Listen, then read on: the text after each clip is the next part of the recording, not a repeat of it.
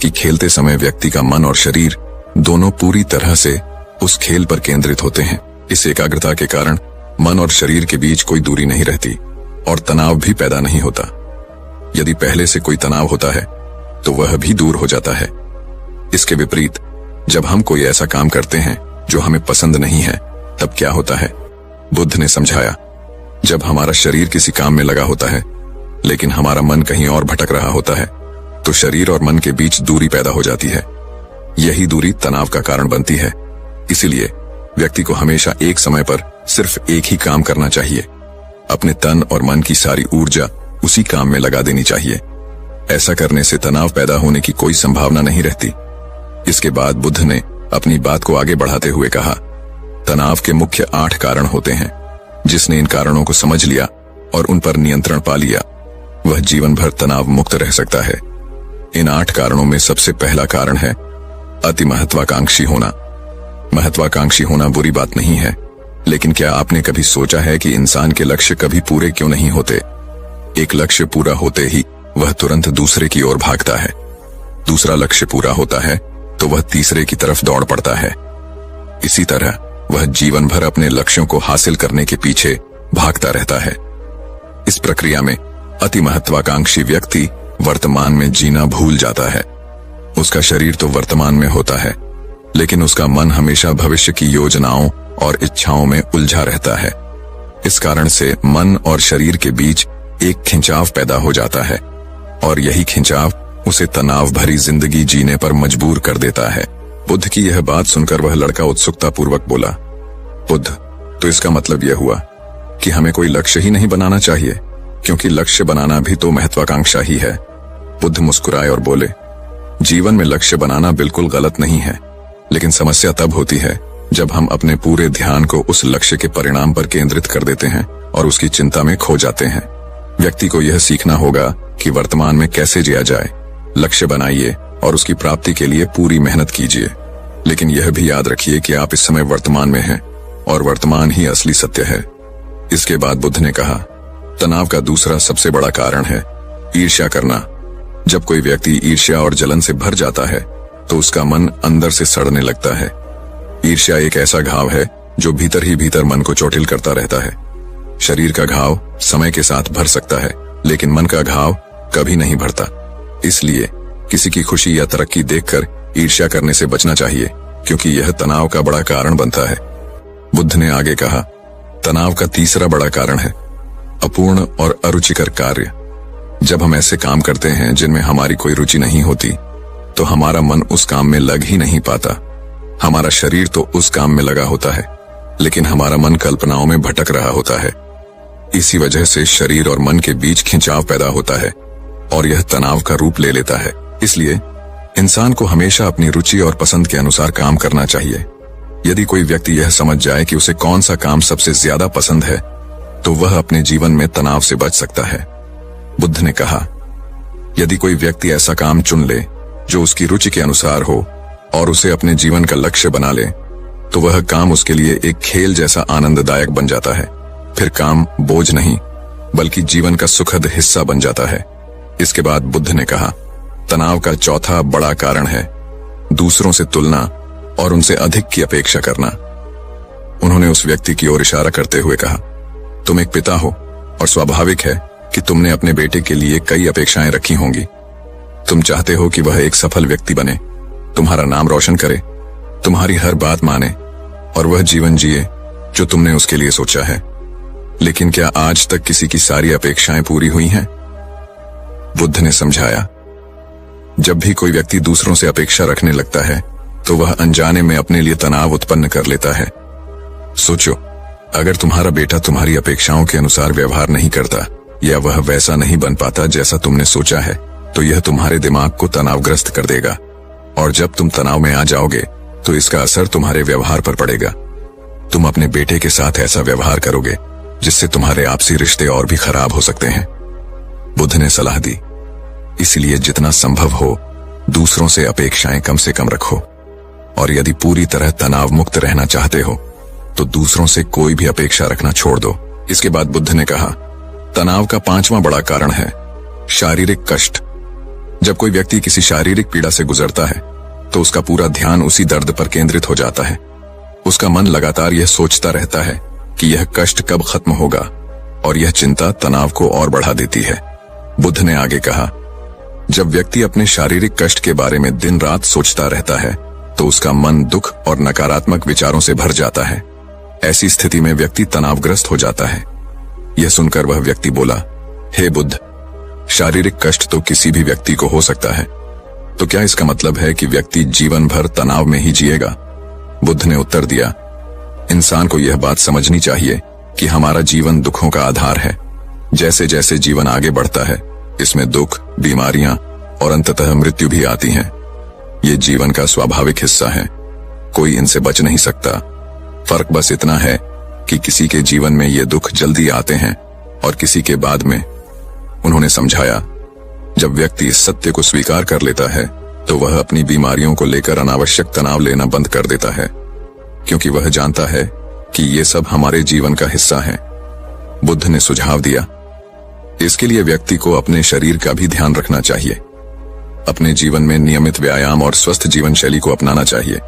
ऐसा करने से शरीर लंबे समय तक स्वस्थ रहेगा और सही तरीके से काम करेगा।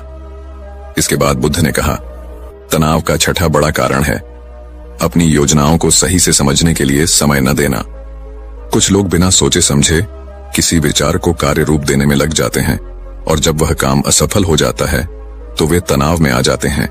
ऐसा इसलिए होता है क्योंकि उन्होंने उस काम को शुरू करने से पहले उसकी पूरी जानकारी और परिणामों के बारे में विचार नहीं किया था। बुद्ध ने सलाह दी, इंसान को कोई भी काम शुरू करने से पहले उसके अच्छे और बुरे परिणामों पर गहराई से विचार करना चाहिए। यह भी सोचना चाहिए कि अगर वह योजना असफल हो जाए तो वह आगे क्या करेगा। व्यक्ति को अपनी योजनाओं को सही तरीके से समझने के लिए पूरा समय देना चाहिए, ताकि बाद में किसी प्रकार का तनाव न हो। इसके बाद बुद्ध ने कहा, तनाव का सातवां बड़ा कारण है लालच। बुद्ध ने कहा, तनाव का आठवां प्रमुख कारण है टाल मटोल करना। उन्होंने समझाया, आलस्य इंसान का सबसे बड़ा शत्रु है। यह आदत व्यक्ति को आज का काम कल पर टालने की ओर प्रेरित करती है, और जब यह बार बार होता है तो यह व्यक्ति की आदत बन जाती है। बुद्ध ने कहा, आज का काम कल पर टालने वाले व्यक्ति का काम न तो समय पर पूरा हो पाता है और न ही गुणवत्ता के साथ। यदि किसी तरह से काम पूरा भी हो जाता है तो वह उतना अच्छा नहीं होता जितना अच्छा वह हो सकता था। यही बात व्यक्ति के भीतर तनाव पैदा करती है। उन्होंने आगे कहा, काम को टालना या उसे अंतिम समय तक छोड़ देना एक आदत बन जाती है। व्यक्ति चाहकर भी बार बार इस आदत का शिकार हो जाता है, और जब काम की समय सीमा नजदीक आती है तो वह तनाव से भरकर उसे पूरा करने की कोशिश करता है। यही स्थिति उसे और अधिक तनावग्रस्त बना देती है। बुद्ध ने सलाह दी, तनाव मुक्त रहने के लिए व्यक्ति को इस आदत को छोड़ना होगा। यह तभी संभव है जब वह काम को समय से पहले पूरा करने का दृढ़ निश्चय करे। समय प्रबंधन और अनुशासन अपनाने से ही इस समस्या का समाधान किया जा सकता है। इसके बाद बुद्ध ने कहा, तनाव का नौवां और सबसे प्रमुख कारण है ज्यादा सोचना। उन्होंने समझाया, लगातार सोचते रहना भी एक बीमारी है। यह समस्या विशेष रूप से उन लोगों में होती है जो केवल कल्पनाओं में जीते हैं। वे अतीत की घटनाओं और भविष्य की चिंताओं में खोए रहते हैं। बुद्ध ने कहा, जो व्यक्ति वर्तमान में नहीं रहता वह अपने जीवन को अनावश्यक तनावों से भर लेता है। उन्होंने इसे एक गहरी बीमारी बताते हुए कहा कि अधिक सोचने से व्यक्ति का मन अशांत हो जाता है और वह वास्तविकता से कट जाता है। बुद्ध ने कहा, तनाव का 10वां प्रमुख कारण है बेवजह के अनुमान लगाना। उन्होंने समझाया, जो व्यक्ति हर समय बेवजह के अनुमान लगाता रहता है वह खुद को मानसिक तनाव में डाल लेता है। इसीलिए व्यक्ति को ज्यादा सोचने और कल्पनाओं में खोए रहने की आदत पर लगाम लगानी चाहिए। बुद्ध ने सुझाव दिया, इस समस्या से बचने के लिए खुद को जितना हो सके काम में व्यस्त रखना चाहिए। साथ ही हर दिन ध्यान का अभ्यास करना अपने जीवन का हिस्सा बना लेना चाहिए। ध्यान से मन शांत होता है और विचारों को नियंत्रण में रखना आसान हो जाता है।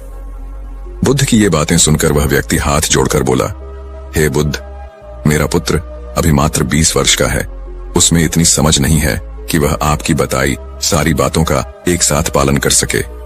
कृपया कोई आसान सा तरीका बताएं जिससे वह तनाव मुक्त रह सके और इसका अनुसरण भी कर सके।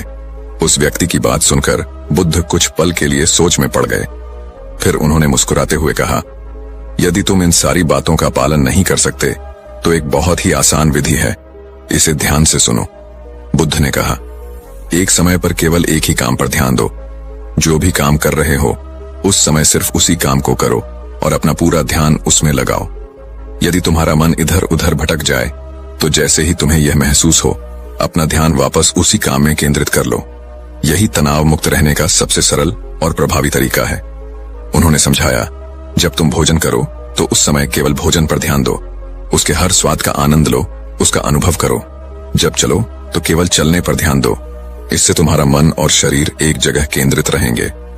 मन और शरीर के बीच जो दूरी पैदा होती है वही तनाव का मुख्य कारण है। बुद्ध ने अंत में कहा, जहां तक संभव हो सके एक समय पर सिर्फ एक ही काम करो और उसे पूरे ध्यान के साथ करो। यही तनाव मुक्त रहने का रहस्य है। परिवर्तन जीवन का अनिवार्य हिस्सा है। बुद्ध ने कहा था, बदलाव के बिना जीवन संभव नहीं है। यह कथन सच्चाई है। हालांकि हम में से अधिकांश स्थिरता चाहते हैं, लेकिन अगर हम परिवर्तन को दुश्मन समझने के बजाय एक दोस्त के रूप में अपनाना सीख लें तो हमारा तनाव बहुत हद तक कम हो सकता है। हमारी इस दुनिया में हर चीज हर पल बदल रही है। कई बार यह बदलाव सूक्ष्म होता है जिसे हमारी आंखें नहीं देख पाती, लेकिन बदलाव अवश्य हो रहा होता है।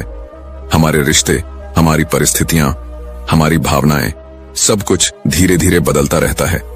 जब हम परिवर्तन से डरना छोड़ देते हैं और इसे सहज रूप से स्वीकार करना सीखते हैं तो हम अपने भीतर के तनाव को भी समाप्त कर सकते हैं। अक्सर जब हम किसी बदलाव का विरोध करते हैं या उससे बचने की कोशिश करते हैं तो यह हमारे शरीर और मन में तनाव पैदा करता है, लेकिन जब हम इसे स्वाभाविक रूप से स्वीकार करते हैं तो हमारी ऊर्जा स्वतः प्रवाहित होने लगती है और हम एक सुकून भरे जीवन की ओर बढ़ते हैं। प्राचीन भारत की समृद्ध धरती पर एक महान राज्य था जिसका नाम काशी था। उस राज्य के राजा शौर्य प्रताप अपनी बुद्धिमत्ता और न्यायप्रियता के लिए प्रसिद्ध थे। सम्राट के 4 पुत्र थे जो शिक्षा के लिए देश के अलग अलग हिस्सों में भेजे गए थे। वर्षों बाद जब उन्होंने अपनी शिक्षा पूरी कर ली और लौटने की सूचना दी तो सम्राट की प्रसन्नता का ठिकाना न रहा। उन्होंने नगर द्वार पर जाकर अपने पुत्रों का स्वागत किया और उन्हें राजप्रासाद ले आए। राजधानी में आनंद और उल्लास की लहर दौड़ गई। सम्राट के पुत्रों ने अपनी शिक्षा के दौरान विभिन्न विषयों में विशेषज्ञता हासिल की थी। चारों राजकुमारों के भीतर अपनी विद्या को सर्वोपरि मानने का अहंकार था। यही अहंकार धीरे धीरे विवाद का कारण बन गया। पहले राजकुमार ने खगोल विद्या का अध्ययन किया था। उन्होंने गर्व से कहा, खगोल विद्या से मनुष्य विराट ब्रह्मांड का ज्ञान प्राप्त करता है। मैं तारों की चाल, ग्रह नक्षत्रों के प्रभाव और उनके सत्य असत्य का निर्णय करने में सक्षम हूं। मेरी विद्या सर्वश्रेष्ठ है। दूसरे राजकुमार ने वेदांत का अध्ययन किया था। वे बोले, तारों का ज्ञान मानव जीवन का संपूर्ण ज्ञान नहीं है। मैंने वेदांत में आचार्य की उपाधि प्राप्त की है। ब्रह्म विद्या से लोक परलोक के बंधन टूटते हैं, इसलिए मेरी विद्या सबसे श्रेष्ठ है।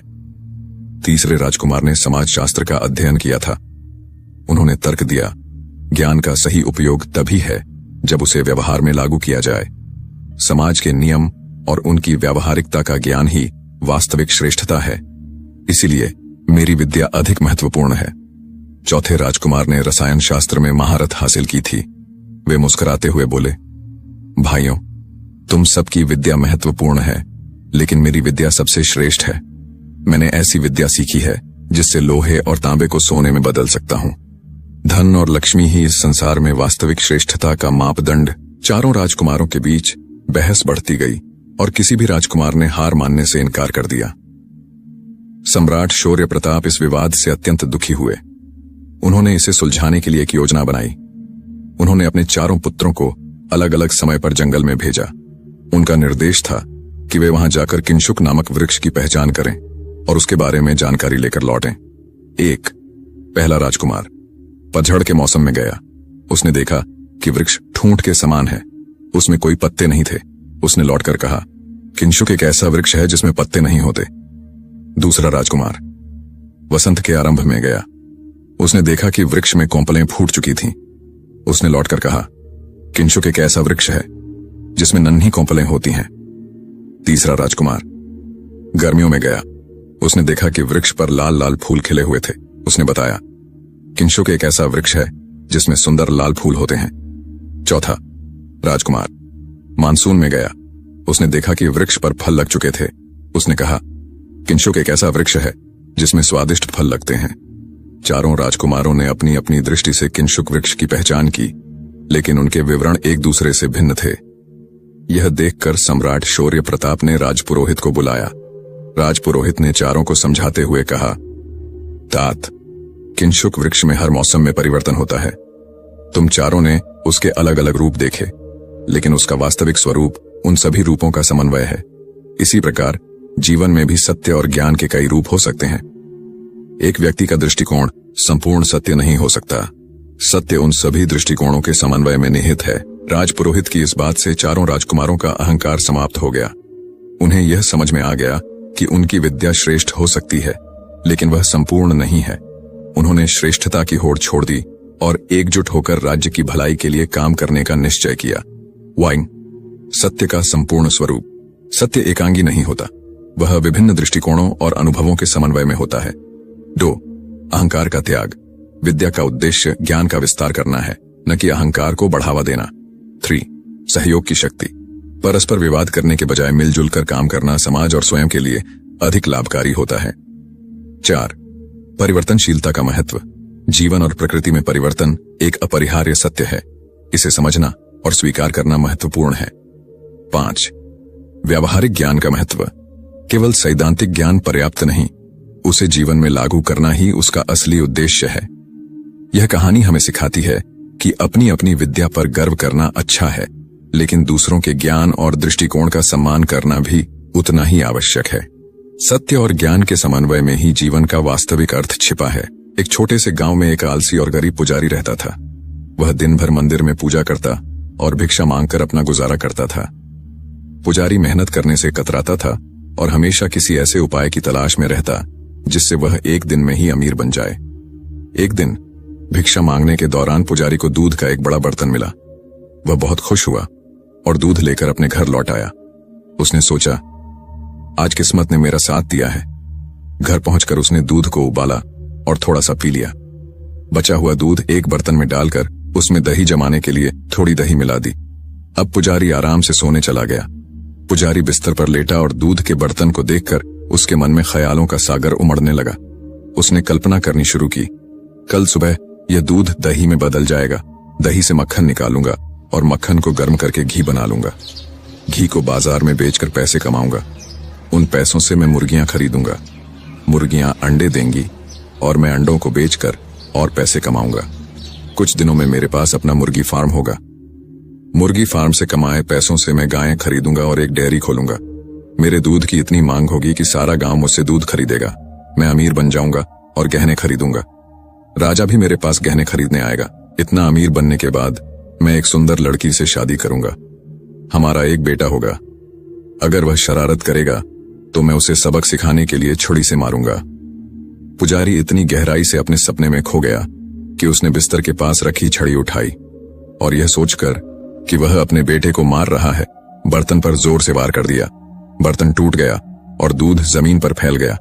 पुजारी का सपना वहीं समाप्त हो गया। उसने देखा कि न तो दही बना, न मक्खन और न ही घी। सब कुछ बर्बाद हो चुका था। 1. कल्पना के साथ प्रयास जरूरी है। केवल सपने देखने से कुछ हासिल नहीं होता।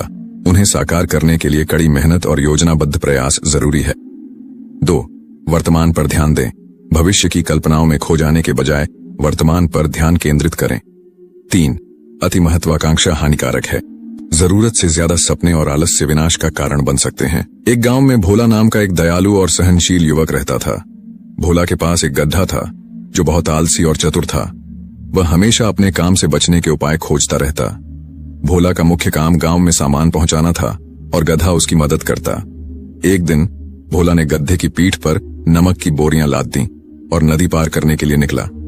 रास्ते में गधा अचानक नदी में गिर पड़ा। जब वह उठा तो उसने महसूस किया कि बोरियों का वजन काफी हल्का हो गया है। नमक पानी में घुल चुका था। यह देखकर गधे को खुशी हुई। उसने सोचा, अगर मैं रोज ऐसा करूं तो मुझे कम मेहनत करनी पड़ेगी। इसके बाद गधा हर दिन जानबूझकर नदी में गिरने लगा। भोला यह देखकर परेशान हो गया। उसे समझ नहीं आ रहा था कि गधा ऐसा क्यों कर रहा है। भोला ने गधे को सबक सिखाने की ठान ली। अगले दिन उसने गधे की पीठ पर नमक की जगह रुई की बोरियां लाद दी। गधा हमेशा की तरह नदी में गिरा, लेकिन इस बार रुई गीली होकर भारी हो गई। गधा चौंक गया और सोचा, इस बार वजन घटने की बजाय बढ़ क्यों गया। वह बुरी तरह थक गया और अब उसे समझ आ गया कि उसकी चालाकी काम नहीं आई। गधे ने अपनी गलती से सबक लिया और दोबारा ऐसा करने की कोशिश नहीं की। उसने मेहनत करना शुरू कर दिया और भोला का भरोसा जीत लिया। 1. चालाकी से बचें। काम से बचने के लिए शॉर्टकट अपनाने की कोशिश करना नुकसानदेह हो सकता है। 2. कर्म का महत्व। ईमानदारी से मेहनत करने में ही सच्ची सफलता है। 3. योजना का महत्व। भोला ने सही समय पर गधे को सबक सिखाया। इससे पता चलता है कि सही योजना और निर्णय से समस्या का समाधान हो सकता है। 1. मेहनत का कोई विकल्प नहीं है। चाहे परिस्थिति जैसी भी हो, सफलता केवल परिश्रम से ही संभव है। 2. बिना मेहनत के बड़े सपने देखना नुकसानदायक हो सकता है। 3. चालाकी और आलस्य से बचें, क्योंकि यह आपके विकास को रोक सकता है। 4. हर व्यक्ति को अपने कर्मों का फल मिलता है। 5. जीवन में संतुलन और व्यावहारिकता बनाए रखना जरूरी है। इन कहानियों से हमें यह समझने को मिलता है कि कल्पना और चालाकी से अधिक महत्वपूर्ण है ईमानदारी, परिश्रम और सही दृष्टिकोण। यही सफलता का असली मार्ग है। दोस्तों, आखिर जिंदगी में असली सुखी कौन सा व्यक्ति है? इस विषय पर गौतम बुद्ध की बेहद ही प्रसिद्ध कहानी की शुरुआत करते हैं। हम हमेशा उन चीजों के पीछे भागते रहते हैं जो हमारे पास नहीं है। हम भविष्य में उन्हें पाने के लिए लगातार प्रयास करते रहते हैं, लेकिन हम यह भूल जाते हैं कि जिस चीज को पाने का हम प्रयास कर रहे हैं, उसके कारण हमारा वर्तमान दुखी हो रहा है। हमारे वर्तमान की सारी खुशियां हमसे छिन रही हैं। इस कहानी में आप यह समझ पाएंगे कि किस प्रकार आपका जो वर्तमान है वही सर्वश्रेष्ठ समय है। इस समय को आपको भरपूर ढंग से जीना चाहिए, क्योंकि यह समय जो आज आपके पास है वह दोबारा नहीं लौटने वाला। बहुत समय पहले की बात है। एक नगर में एक बहुत ही गरीब व्यक्ति रहता था। वह जब भी किसी धनी व्यक्ति को देखता तो वह मन ही मन बोलने लगता और कहता, हे भगवान, तूने मुझे इतना गरीब क्यों बनाया? इन अमीर व्यक्तियों को देखो, ये लोग कैसे ढंग से खेल रहे हैं, जीवन का आनंद ले रहे हैं, और एक मैं हूं जो हर रोज एक एक पैसे के लिए तरस जाता हूं। मेरे पास तो फूटी कौड़ी तक नहीं है और ये लोग पैसे बर्बाद कर रहे हैं। हे भगवान, मुझे भी अमीर बना दे। एक दिन वह व्यक्ति इसी तरह बोल रहा था। तभी उसके पास से एक बौद्ध भिक्षु गुजर रहे थे।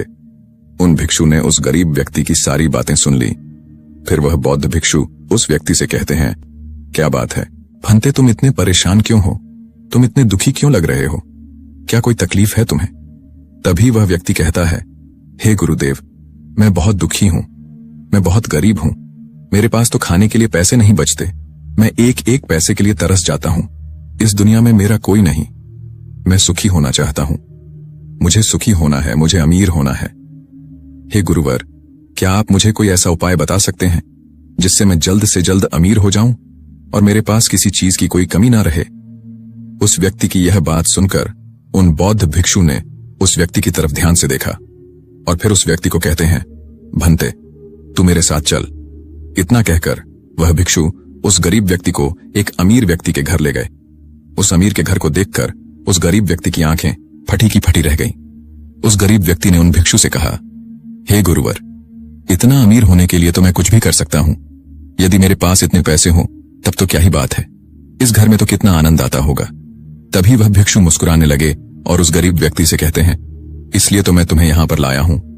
इतना कहते हुए भिक्षु उस व्यक्ति को उस घर के मालिक के पास ले जाते हैं और उस अमीर व्यक्ति से कहते हैं, तुम्हारे पास तो इतनी धन दौलत है, इतना आलीशान घर और सारे ऐशो आराम है, क्या तुम सुखी हो?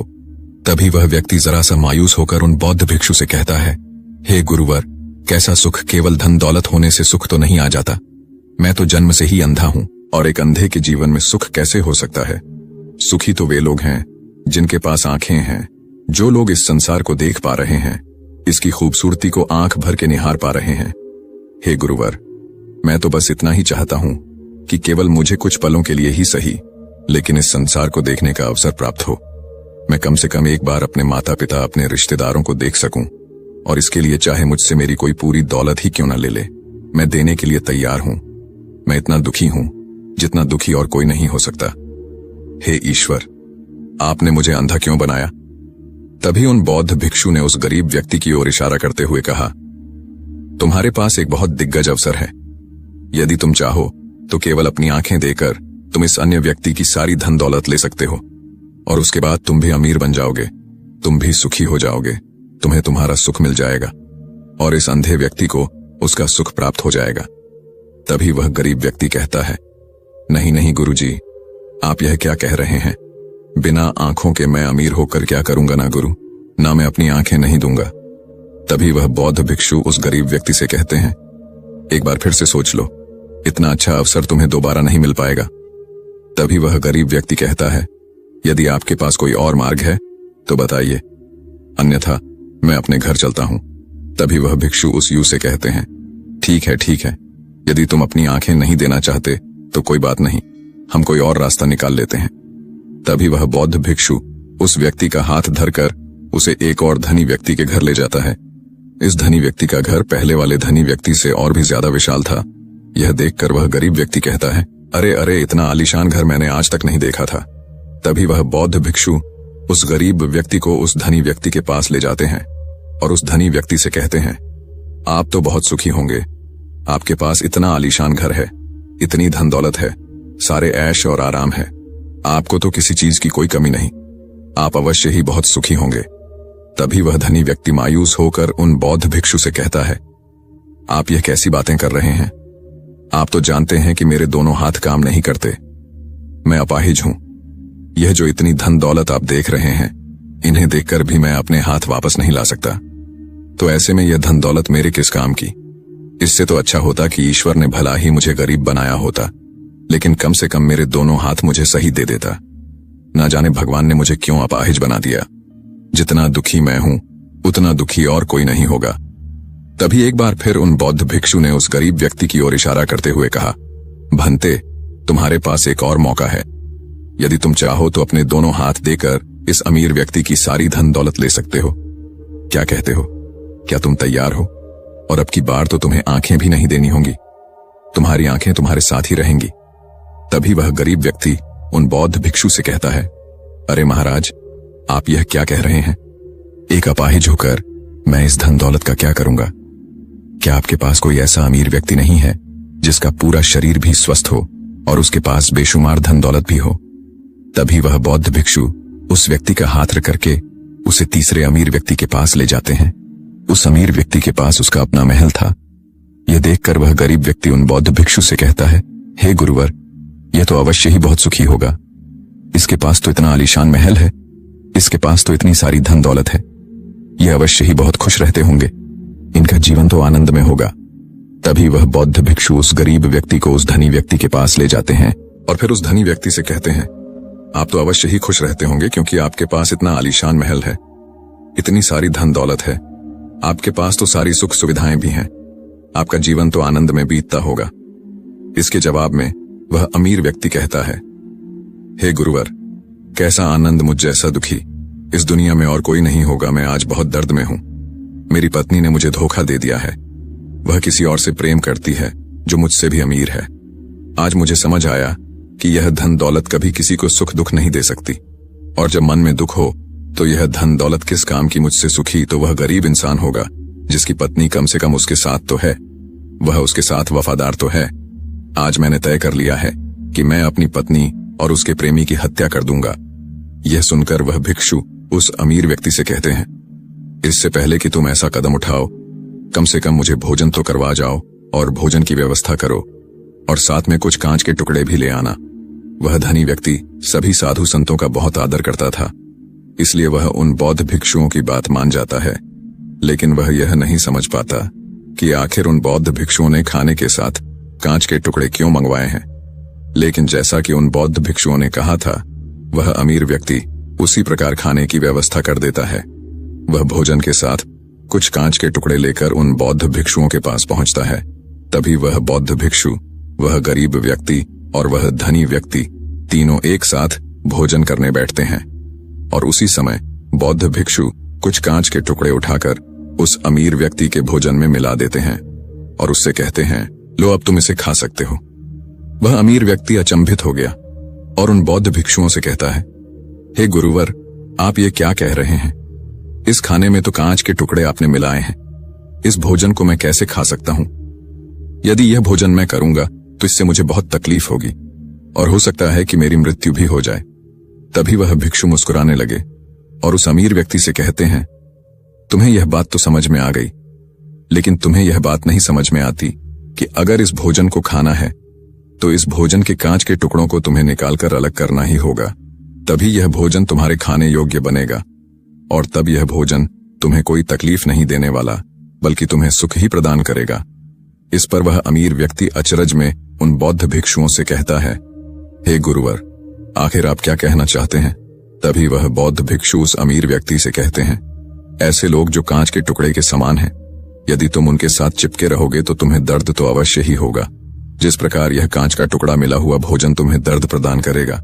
इसलिए इसका समाधान तो यही है कि तुम इन कांच के टुकड़ों को भोजन से अलग कर दो और जो है उस पर ध्यान दो, अर्थात कि तुम उन लोगों को भूल जाओ जो तुम्हारे जीवन में नहीं है और उन लोगों पर ध्यान दो जो इस समय तुम्हारे साथ है, जैसे कि तुम्हारी पुत्री। वह भी तो तुम्हारे प्यार की भूखी है। क्या तुम्हारा यह कर्तव्य नहीं है कि तुम उसका ख्याल रखो, उसकी परवरिश करो? आगे भिक्षु उस अमीर व्यक्ति से कहते हैं, सुख तो तुम्हारे पास ही है, बस इन कांच के टुकड़ों को, अर्थात अपनी पत्नी और उसके प्रेमी की हत्या करने का यह विचार अपने मन से निकाल दो, अन्यथा यह कांच के टुकड़ों से मिला हुआ भोजन के समान ही होगा और इसका परिणाम भी बहुत भयानक होगा। वह भिक्षु इतना कहकर शांत हो गए और उस अमीर व्यक्ति को भी उन भिक्षुओं की बात समझ में आ गई। उन्होंने तुरंत ही उन बौद्ध भिक्षुओं के चरण छुए और वह अमीर व्यक्ति कहने लगा, हे गुरुवर, आपने मुझे पाप करने से बचा लिया है, मैं आपका बहुत बहुत आभारी हूं। उसके बाद वह भिक्षु उस गरीब व्यक्ति को लेकर आगे की ओर निकल जाता है। तभी रास्ते में वह गरीब व्यक्ति उन भिक्षुओं से कहता है, हे गुरुवर, क्या इस दुनिया में ऐसा कोई नहीं है जो सुखी हो? तब वह भिक्षु उस गरीब व्यक्ति से कहते हैं, भंते, आखिर तुम सुखी क्यों नहीं हो? इस पर वह गरीब व्यक्ति कुछ देर के लिए सोच विचार करता है, लेकिन उसके पास कोई जवाब नहीं होता। तभी वह भिक्षु उस गरीब व्यक्ति से कहते हैं, क्योंकि तुम्हें वह चाहिए जो तुम्हारे पास नहीं है। तुम्हारे पास धन नहीं है और तुम्हें धन चाहिए। तुम अमीर होना चाहते हो, तुम्हें लगता है कि वह तुम्हें सुख देगा, लेकिन तुम इस वास्तविकता को भी भूल रहे हो कि बाद में तुम्हें दुख भी वही देगा। जैसे कि जब हम पहले एक अमीर व्यक्ति के पास पहुंचे थे तो उसके पास आंखें नहीं थीं। उसके पास जो नहीं था वह उसके लिए बिलख रहा था, जबकि उसके पास तो बेशुमार धन दौलत थी और उसका पूरा शरीर भी पूरी तरह से स्वस्थ था, लेकिन उसका ध्यान उस पर नहीं था। वह उसे छोड़कर उन चीजों के पीछे भाग रहा था जो उसके पास नहीं थी। इसी तरह से दूसरे अमीर व्यक्ति के पास आंखें थीं, धन दौलत भी थी, लेकिन हाथ नहीं थे। इसी प्रकार जो चीज उसके के पास थी वह उसका आनंद नहीं ले रहा था, बल्कि वह तो इस दुख में था कि उसके पास उसके हाथ नहीं है। और ठीक इसी प्रकार से तीसरा अमीर व्यक्ति भी दुखी था, क्योंकि उसके पास तो धन दौलत भी थी, ऐशो आराम भी था और उसके पास तो उसका पूरा शरीर भी था। वह पूरी तरह से स्वस्थ और तंदुरुस्त भी था, लेकिन फिर भी वह दर्द में था, क्योंकि उसे उसकी पत्नी ने धोखा दे दिया था, जो उसकी कभी हो ही नहीं सकती थी। जो स्त्री केवल धन के लिए किसी और के साथ भाग जाए, क्या वह उसका साथ कभी दे सकती थी? नहीं। लेकिन उस अमीर व्यक्ति के पास जो था, अर्थात उसकी पुत्री, वह उसके बारे में सोच ही नहीं रहा था। आगे वह भिक्षु उस गरीब व्यक्ति से कहते हैं, अमीर गरीब होने से दुख और सुख का कोई मतलब नहीं होता। अमीर हो या गरीब, हमारे दुखी होने का एकमात्र कारण यही होता है कि हम हमेशा उन चीजों के पीछे भागते रहते हैं जो हमारे पास है ही नहीं, और जो वर्तमान में हमारे पास है हम उस पर ध्यान ही नहीं देते और ही उसका आनंद ले पाते हैं। हम तो केवल भविष्य में घूमते रहते हैं, भूतकाल में अटके रह जाते हैं, और ये सारी गलतियां हम वर्तमान की जमीन पर करते हैं। और यही कारण है कि तुम कभी आनंदित हो ही नहीं पाते, तुम कभी खुश नहीं रह पाते, क्योंकि जो आनंद का समय है, अर्थात वर्तमान का समय, वह तो यूं ही नष्ट हो जाता है।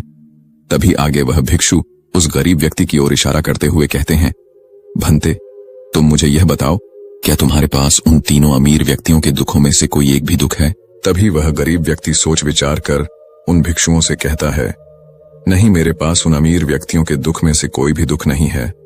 इस पर भिक्षु उस गरीब व्यक्ति से कहते हैं, तो फिर तुम दुखी क्यों हो? इसका जवाब देते हुए वह गरीब व्यक्ति उन भिक्षुओं से कहता है, हे गुरु, भले ही मैं उनके मुकाबले सुखी हूं, पर क्या धन कमाना या धन प्राप्त करने की इच्छा नहीं होनी चाहिए?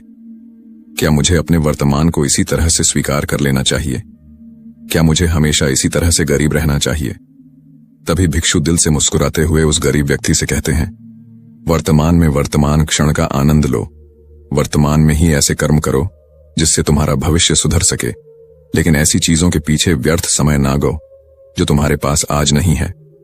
जो तुम्हारे पास आज है उसका आनंद लो, और जो तुम पाना चाहते हो उसके लिए केवल कर्म करो, और उस कर्म का फल तुम्हें भविष्य में मिलेगा। यानी इसकी चिंता में भी मत रहना, क्योंकि यदि तुम इसकी चिंता में रहोगे तो कभी सुखी नहीं रह पाओगे, भले ही हालात कितने भी बुरे क्यों ना हो। केवल अपने आज पर ध्यान दो और अपने कर्म मन लगाकर करो। इतना कहकर वह भिक्षु शांत हो गए, और गरीब व्यक्ति को भी उन बौद्ध भिक्षुओं की बात अच्छी तरह से समझ में आ चुकी थी। वह यह समझ चुका था कि अब से उसे अपने वर्तमान पर ध्यान देना है, उसे अपने वर्तमान को सुधारना है। उसके बाद उस गरीब व्यक्ति ने उन बौद्ध भिक्षुओं को प्रणाम किया और वापस अपने घर लौट गया। अब से वह गरीब व्यक्ति यह सोचकर हमेशा खुश रहने लगा कि कम से कम वह उन 3 अमीर व्यक्तियों से अधिक खुश है। पास अधिक खुशियों की वजह है। हाँ, यह बात और है कि उसके पास धन नहीं है, लेकिन उसके पास ऐसी चीजें हैं जो धन से कहीं ज्यादा कीमती है, और वह है उसका पूरा शरीर जो पूरी तरह से स्वस्थ है। दोस्तों, मैं उम्मीद करता हूं कि यह कहानी सुनने से आपके जीवन में अच्छे बदलाव आए होंगे। आपको इस वीडियो से क्या सीखने मिला, ये कमेंट करके जरूर बताइए, और अपने परिवार, दोस्तों या आपके करीबी इंसान के साथ ये कहानी शेयर करके उन्हें भी इस ज्ञान से परिचित करवाइए। बाकी अगर आपको यह वीडियो दिल से अच्छी लगी हो तभी इस वीडियो को लाइक कर देना। अगर आपने अब तक इस चैनल को सब्सक्राइब नहीं किया हो तो चैनल को सब्सक्राइब भी जरूर कर देना। आपका हर दिन शुभ हो और खुशियों से आपका जीवन भरा रहे। धन्यवाद। नमो बुद्धाय। दुख का मूल कारण बुद्ध के अनुसार संसार में हर व्यक्ति किसी न किसी रूप में दुख का सामना करता है, और इसका मूल कारण हमारी इच्छाएं और तृष्णा होती है। मध्य मार्ग, जीवन में किसी भी चरम सीमा पर जाने से बचना चाहिए। बुद्ध ने मध्य मार्ग की शिक्षा दी जो संतुलित जीवन जीने की बात करता है। करुणा और दया, सभी जीवों के प्रति करुणा और दया भाव रखना जीवन को शांति और संतुष्टि से भर देता है। ध्यान का महत्व, ध्यान आत्मा की शुद्धि और मानसिक शांति के लिए महत्वपूर्ण है। यह हमें आत्मनिरीक्षण करने और अपने विचारों को नियंत्रित करने की क्षमता देता है। अहिंसा का पालन, अहिंसा बुद्ध के प्रमुख सिद्धांतों में से एक है। हमें किसी भी जीव को शारीरिक, मानसिक या वाणी से हानि नहीं पहुंचानी चाहिए। अनित्य, सब कुछ अस्थायी है। जीवन की अस्थिरता को समझना महत्वपूर्ण है। हर चीज अस्थायी है, चाहे वह सुख हो या दुख, हमें इसे स्वीकार कर शांति में रहना चाहिए। कर्म के सिद्धांत, आपके कर्म आपके भविष्य का निर्माण करते हैं। जो व्यक्ति अच्छे कर्म करता है वह सुखद जीवन पाता है, और जो बुरे कर्म करता है उसे दुख झेलना पड़ता है। स्वयं पर नियंत्रण, बुद्ध कहते हैं कि सबसे कठिन काम है खुद पर विजय प्राप्त करना। यदि आप अपनी इच्छाओं और क्रोध पर नियंत्रण पा लेते हैं तो जीवन में सफलता निश्चित है।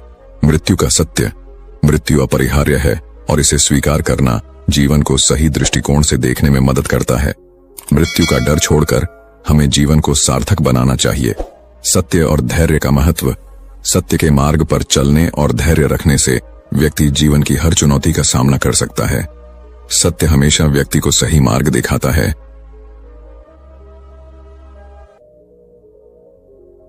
एक बार की बात है, एक शिष्य अपने गुरु से बोलता है, गुरुजी, अब मुझे इस आश्रम में नहीं रहना है। गुरु ने पूछा, क्यों, क्या बात है, तुम इतने परेशान क्यों लग रहे हो? उसने बोला, गुरुदेव, आश्रम में रहने वाले दूसरे शिष्य यह कहकर मेरा मजाक उठाते हैं कि मेरे घर में तो खाने को खाना भी नहीं है। मैं बहुत गरीब हूं और मेरे पिता शराब पीकर मेरी माँ और हम भाई बहनों को मारते पीटते हैं। तुम्हारे घर में कितने बुरे माँ बाप रहते हैं, तुम कैसे उनके साथ रहते हो? इतना बोलकर वह जोर जोर से रोने लगा। गुरुदेव ने उसकी बात पूरे ध्यान से सुनी और फिर थोड़ी देर सोचने के बाद उसी से पूछा, तुम्हारे सहपाठियों को यह बात कैसे पता चली कि तुम बहुत ही गरीब हो और तुम्हारे पिता मदिरापान करते हैं? उसने कहा, असल में गुरुजी, अपने मित्रों से सहानुभूति मिलने की उम्मीद में मैंने खुद ही यह बातें उन्हें बताई थी। गुरु ने कहा, फिर अगर तुम्हारे मित्र तुम्हारा मजाक उड़ाते हैं तो इसमें तुम्हारी ही गलती है, क्योंकि तुम्हें यह बातें हैं अपने तक ही सीमित रखनी चाहिए। सुनो, हमारे जीवन में कुछ चीजें ऐसी होती हैं जिन्हें हमें केवल खुद तक ही सीमित रखना चाहिए, लेकिन तुमने उन्हें दूसरों को बताने की गलती कर दी है। यह सुनकर उसने कहा, गुरुजी, तो फिर अब मैं क्या करूं?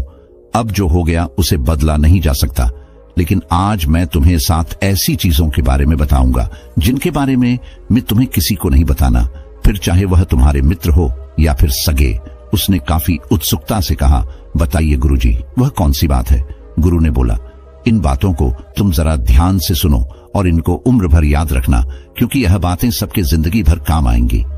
शिष्य ने पूछा, वो कितनी बातें हैं गुरुजी? उन्होंने जवाब दिया, 7 वह 7 बातें हैं जिनके बारे में किसी से बात नहीं करनी है। गुरु ने कहा, पहली बात जो तुम्हें किसी से नहीं बतानी है वह है तुम्हारे जीवन के लक्ष्य और तुम्हारे सपने हैं। हम अक्सर लोगों की नजरों में अच्छा बनने और यह दिखाने के लिए कि हम कितनी दूर की सोच रखते हैं, हमारे लक्ष्य कितने उच्च हैं, हम यह दिखाने के लिए अक्सर हम दूसरों को अपने सपने लक्ष्य को बता देते हैं। उसने पूछा, लेकिन गुरुजी, इसमें गलत क्या है? हम अपने सपने ही तो दूसरे से बताते हैं। गुरु ने बोला, किसी को अपने सपने बताना गलत नहीं है, लेकिन जब हमें ऐसा करते हैं तो हमारे अंदर एक संतुष्टि का भाव आ जाता है, जिससे अब हमारे अंदर अपने लक्ष्य के प्रति वह जुनून और समर्पण नहीं रह जाता जो लोगों से अपने लक्ष्य और सपने बताने के पूर्ण था, जिससे इस बात की संभावना बात जाती है कि हम अपने लक्ष्य को हासिल करने से चूक जाए। साथ ही अब क्योंकि हमने अपने लक्ष्य और सपने लोगों को बता दिए तो उनकी उम्मीदें हमसे बढ़ जाती है, वह हम पर ज्यादा ध्यान देने लगते हैं, जो अंततः हमारे तनाव को बढ़ाता है और यह तनाव हमारे जीवन में असंतुलन पैदा करता है। इसीलिए लक्ष्य गोपनीय रखना है। जो मजा सपने को गोपनीयता से करने में है वह बता के करने में नहीं है। जब तुम कामयाब हो जाओ तब तुम उनको बता दो। गुरु ने कहा, दूसरी चीज है जिसके बारे में तुम्हें किसी से बात नहीं करनी, वह है तुम्हारे जीवन की समस्या, अपने जीवन की परेशानी। दूसरे लोगों को अपने जीवन की परेशानियां बताना मतलब असल में अपने लिए एक और परेशानी खड़ी करने जैसा ही है। हालांकि जब हम किसी से अपनी परेशानी साझा करते हैं तो उस समय हमें थोड़ा हल्का महसूस होता है और अंदर से जरा दुख भी कम होता है, लेकिन ज्यादातर लोग हमारी परेशानियां कम नहीं करते बल्कि और नई परेशानियां खड़ी कर देते हैं। हम जितने लोगों के साथ अपनी परेशानियां साझा करते हैं उसमें से 20 पर लोगों को उससे कोई फर्क नहीं पड़ देता। सरमथिपन पर लोगों को यह जानकर खुशी होती कि हमारे जीवन में भी परेशानियां हैं, चलो यह भी परेशान है, और केवल 10 पर लोग ही ऐसे होते हैं जो सच में हमारी परेशानियों की परवाह करते हैं। इसलिए किसी को भी अपने जीवन की समस्याएं बताने से पहले विचार जरूर करो कि यह समझने लायक है भी या नहीं। जीवन में एक बात हमेशा याद रखो, यहाँ पर हर कोई तुमको समझ नहीं सकता और हर किसी को तुम समझा नहीं सकते। गुरु ने कहा, तीसरी बार जो तुम्हें किसी से साझा नहीं करनी है वह है तुम्हारी पारिवारिक समस्या। हर परिवार में अपने कुछ न कुछ समस्या होती ही है और हर परिवार में इंसान का अपना एक काम करने का तरीका भी होता है। चाहे आपके पारिवारिक संबंध कैसे भी हों, प्यार वाले या नफरत वाले, आपको इन संबंधों से लड़ाई कभी कभी होती है, कभी कभी तनाव भी होता है, और इन आपसी तनाव के बारे में किसी बाहरी इंसान से कभी बात नहीं करना चाहिए, क्योंकि इससे कुछ दूर जाने वाला नहीं है, बल्कि बाहरी इंसान आपकी इस पारिवारिक फूट का पूरा फायदा उठाने की भी कोशिश कर सकता है। इसलिए आपको अपने परिवार वालों के साथ बैठकर ही खुद अपनी समस्याओं का समाधान खोजने की कोशिश करनी चाहिए। गुरु ने कहा, चौथा, लोगों से इस चीज के बारे में कभी बात मत करो कि तुम किन किन चीजों के मालिक हो और तुम्हारे पास क्या क्या है। तुम्हें एक बात हमेशा याद रखना होगा कि जब तुम लोगों के सामने ही अपनी चीजों के बारे में बताना शुरू कर देते हो, वह लोग बहुत ही आसानी से इसका गलत मतलब निकाल लेते हैं। हो सकता है कि तुम अपनी बातों से किसी को नीचा नहीं दिखा खाना चाहते, तुम सिर्फ उन्हें बता रहे हो कि तुम्हारे पास क्या क्या है, लेकिन फिर भी लोग तुम्हारी बातों को गलत तरीके से ले सकते हैं। तुम अपनी चीजों को बताओगे, लेकिन क्या पता अगला उसको दिखावा समझे और चीज को गलत सोचे। अक्सर जब हम अपने बारे में बड़ी बड़ी बातें करना शुरू कर देते हैं तो इससे सामने वाले हर इंसान को अच्छा नहीं लगता। उन्हें ऐसा लगता है कि उन्हें छोटा महसूस करवाया जा रहा है, और कोई भी इंसान खुद को किसी के सामने कमजोर और छोटा होता हुआ नहीं देख सकता। इसीलिए हो सकता है कि वह तुम्हारे सामने कुछ न बोले, लेकिन अंदर ही अंदर वह तुमसे नफरत करना शुरू कर दे या तुमसे दूर होना शुरू कर देंगे, उन्हें नीचा दिखाने की कोशिश करेंगे, और अगर तुम्हारे ऊपर कोई बुरी मुसीबत आ गई तो मदद की वजह नहीं मिलेगी। तुम्हारे पास तो सब कुछ था, अब तुम खुद संभालो। इसलिए लोगों के सामने अपनी चीजों का दिखावा इसलिए भी नहीं करना चाहिए क्योंकि हो सकता है कि तुम्हारे पास बहुत कुछ हो जाए, लेकिन ऐसे बहुत से लोग हैं जो उन चीजों के लिए तरसते हैं जो तुम्हारे पास है। दुनिया में ऐसे बहुत से लोग हैं जिनके पास पीने के लिए साफ पानी नहीं है, खाने के लिए खाना नहीं है। इसलिए कभी भी अपने से बहुत गरीब लोगों के सामने दिखावा करने की कोशिश ना करें, तो उनकी मदद करने की कोशिश करें। गुरु ने कहा, 5वां, कभी भी अपने दान की गई मदद और परोपकार के कामों को लोगों के सामने न बताएं। इस दुनिया को हमारे दान और परोपकार की बहुत जरूरत है, लेकिन अगर आप यह सब सिर्फ इसलिए कर रहे हैं ताकि दूसरे आपको पसंद करेंगे, आपकी तारीफ करेंगे, तो कृपया इसे बंद कर दीजिए।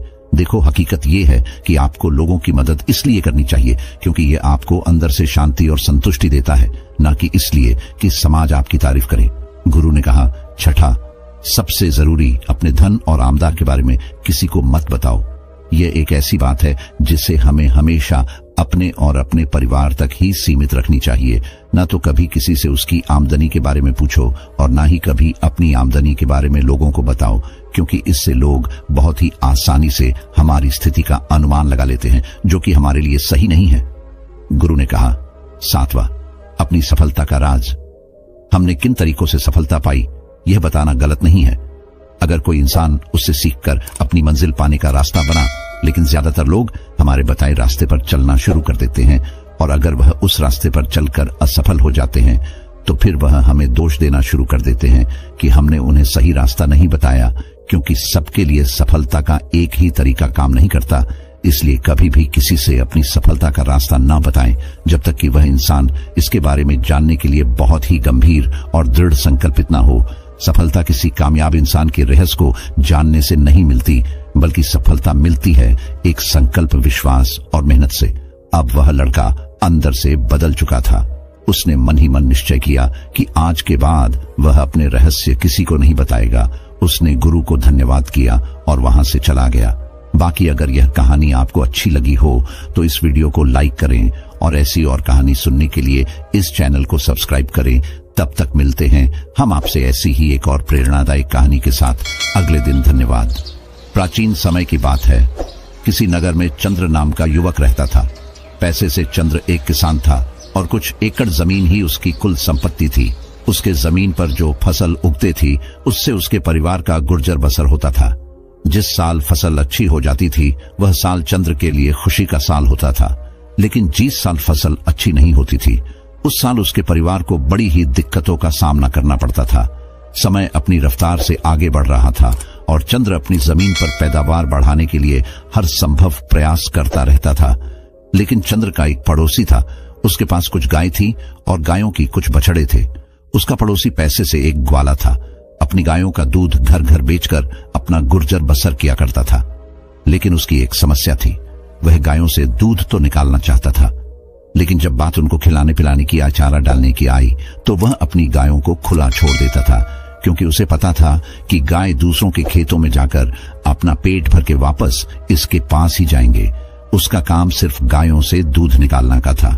उनकी देखभाल का जिम्मा वह लेना ही नहीं चाहता था। इसकी वजह से बहुत से लोग उसे ताने भी दे देते थे, क्योंकि गाय जब उनके खेतों में घुसती थी तो फसलों को बड़ा नुकसान होता था। उससे शिकायत करते कि जब दूध तुम निकलते हो तो उसको चारा तुम क्यों नहीं डालते हो, क्यों हमारी फसल बर्बाद करने के लिए उसे खुला छोड़ देते हो।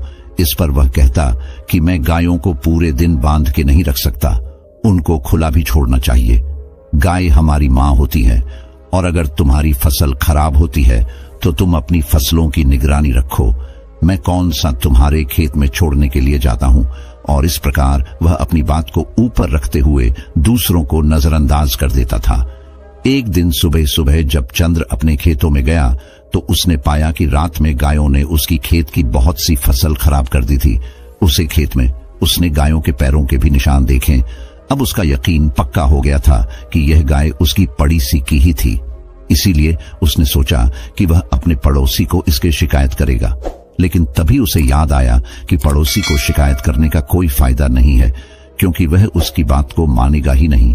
और आखिरकार उसने फैसला किया कि वह रात में अपनी फसल की देखभाल वहीं खेत में अपने झोपड़ी में रहकर किया करेगा।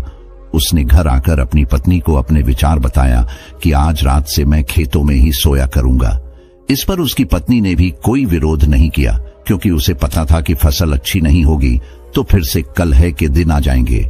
इस रात को चंद्र अपना खाना पना खाकर अपनी लाठी को तैयार करके अपनी झोपड़ी की तरफ निकल पड़ता है। आज उसने फैसला कर लिया था कि आज से जब तक फसल नहीं कटेगी वह खेतों में अपनी फसल की देखभाल किया करेगा। लेकिन उसके मन में एक असमंजस की स्थिति भी थी। उसने सोचा कि अगर गाय मेरी फसल खाने के लिए आई है तो मैं उसे लाठी से मार तो नहीं सकता। बचपन से उसके संस्कारों से उसकी ऐसी मान्यता थी कि गाय उसकी मां सम्मान है और मां पर कोई लाठी कैसे चला सकता है। तो यहां पर असमंजस की स्थिति तो खड़ी होनी ही थी। इसीलिए उसने सोचा कि मैं गाय को लाठी मारने की बजाय वैसे ही हक दिया करूंगा। गाय वैसे ही हकने से खेत से बाहर चली जाएगी। लेकिन रात में जब गाय फसल खाने के लिए उसके खेत में पहुंची तो उसे उसने खेत से बाहर हटाने का बहुत प्रयास किया। वह इस कोने से गाय को बाहर हाँकने की कोशिश करता तो गाय उस कोने पर पहुंच जाती, लेकिन गाय उस खेत से बाहर निकालने का नाम ही नहीं ले रही थी। इससे चंद्र की झल्लाहट बढ़ती जा रही थी। अपने गुस्से की वजह से वह खुद पे से काबू होता जा रहा था और आखिरकार वह घड़ी भी आ गई जब वह अपने सारे संस्कार भूल गया। और जब आदमी गुस्से से भर जाता है तो उसका विवेक, उसकी बुद्धिमानी, उसकी सोच सब कुछ खत्म हो जाती है। ऐसा ही कुछ उसके साथ भी हुआ। वह भूल चुका था कि उसके संस्कार क्या है और आखिरकार उसने लाठी उठाकर उस गाय को पीटना शुरू कर दिया। इससे वह गाय खेत से बाहर भागने की कोशिश करने लगी और बाहर भागने की कोशिश में वह गाय एक जगह पे पानी में लिपटकर वहीं जमीन पर गिर गई। और बदकिस्मती से जहां पर वह गाय गिरी थी वहीं पर जमीन पर एक बड़ा सा पत्थर भी पड़ा हुआ था, जिसके कारण उसे पत्थर पर गिरने की वजह से वहीं पर मौत हो गई। यह घटना होने के बाद चंद्र का गुस्सा एकदम ठंडा हो गया। उसको एहसास हुआ कि उससे कितनी बड़ी गलती हो गई। उसे सोच ही नहीं पा रहा था कि उसे क्या करना चाहिए, कि उससे कोई पाप हो गया, कि उसे ऐसा नहीं करना चाहिए था। इसी सोच विचार में वह पूरी रात सो नहीं पाया और उसके सामने वह तड़पती रही। उसने उसका इलाज करने की भी कोशिश की, लेकिन रात में ना तो उसे कोई चिकित्सा मिल सकता था और ना ही मदद के लिए आसपास कोई मौजूद था, क्योंकि उसका खेत गांव से बहुत दूर था। वह पूरी रात उसे गाय के सामने बैठा रहा और उसे गाय को अपनी आंखों के सामने तड़पता हुआ देखता रहा। उसका दिल उसे बार बार निकाल रहा था। वह खुद से कह रहा था कि तूने कितना बड़ा पाप कर दिया, इसका प्रायश्चित तू कैसे करेगा। जैसे ही सुबह हुई तो गांव के कुछ लोग उस तरफ आ पहुंचे और जब उन्होंने चंद्र को एक मृत गाय के सामने बैठा देखा तो उन लोगों को पूरी घटना समझते देर नहीं लगी और चंद्र ने उनके सामने खुद माफी मांगते हुए कहा कि यह उससे बहुत बड़ा पाप हो गया है। इसके बाद गांव में एक पंचायत रखी गई और जिस गवाली की वो गे थी, यानी कि चंद्र का पड़ोसी, उसने पंचायत से न्याय की मांग की। यहाँ पर पंचायत को फैसला करने में कुछ ज्यादा तकलीफ नहीं हुई, क्योंकि चंद्र खुद यहाँ पर अपने आप को दोषी मानकर बैठा हुआ था। पंचायत में फैसला सुनाया कि जब तक चंद्र अपने इस पाप को धो नहीं लेता तब तक वह इस गांव में वापस नहीं आ सकता। इस पर चंद्र ने पंचायत से पूछा भी कि वह अपनी इस पाप को किस तरह से धो सकता है। तो पंचायत ने बताया कि तुम 4 धाम की यात्रा करके आओ, उसके बाद तुम्हारे पाप धुल जाएगा। लेकिन अब भी चंद्र की आंखों के सामने गाय का वह तड़पता हुआ चेहरा घूम रहा था और उसे लग रहा था कि 4 धाम जाने के बाद उसका यह पाप किस तरह धुल जाएगा। क्या उसे गाय की जिंदगी वापस आ जाएगी? क्या उसको वह दर्द मेरी आंखों के सामने से हट जाएगा? लेकिन फिर भी उनकी बात मानते हुए वह 4 धाम की यात्रा के लिए निकाल पड़ता है। यह उस समय की बात है जब कोई साधन या वाहन नहीं हुआ करते थे, तो इंसान को अपने पैरों से ही चलना पड़ता था या फिर घोड़ा गाड़ी या ऊंट गाड़ी पर जाना होता था। चंद्र की यात्रा बहुत लंबी होने वाली थी। शायद उसे कई वर्ष लग जाते वापस लौट में, लेकिन फिर भी चंद्र अपनी इस पाप को धोना चाहता था। लेकिन उसके मन में एक सवाल चल रहा था कि इस पाप का दोषी जितना वह है, उससे ज्यादा दोषी वह ग्वाला है, जो अपनी गायों को दूध निकालकर यूं ही दूसरों की फसल चरने के लिए छोड़ देता था। यह सिर्फ उसके मन का एक सवाल था, लेकिन इस सवाल को वहां पर किसी से पूछ नहीं सकता था। जब वह अपने घर से 4 धाम की यात्रा के लिए निकाल रहा था तो उसकी पत्नी ने भी उसके साथ चलने के लिए आग्रह किया, लेकिन उसने अपनी पत्नी को वहीं पर अपने खेतों की देखभाल और अपने बच्चों की देखभाल करने के लिए कहा और वह अकेला ही अपने पाप को धोने के लिए उसे गांव से निकाल पड़ता है, एक धाम से दूसरे धाम और दूसरे धाम से तीसरे धाम। इस प्रकार चलते चलते चंद्र को बहुत वक्त हो गया था। कई साल बीत गए थे, लेकिन चंद्र अब भी अपने आप को दोषी मान रहा था।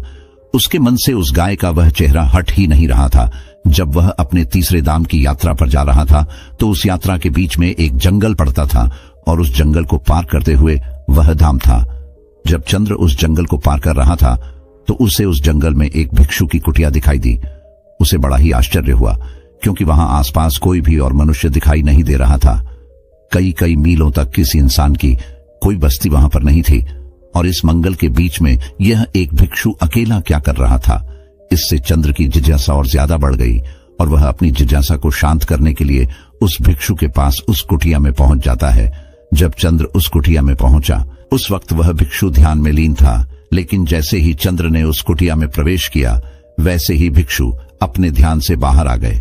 ध्यान से बाहर आने के बाद चंद्र ने उनसे पहला प्रश्न क्या किया, जरा ध्यान से सुनिए। चंद्र ने पूछा, महात्मा, आप इस जंगल में अकेले किस प्रकार रहते हैं? यहाँ पर न कोई इंसान है, न कोई बस्ती है। यहाँ पर आप अकेले किस प्रकार वास कर लेते हैं? इस पर भिक्षु ने बड़े ही सहज भाव से उत्तर दिया कि इंसान को जीने के लिए सांसें और खाना चाहिए, जो यहाँ पर भली भांति मिल जाती हैं।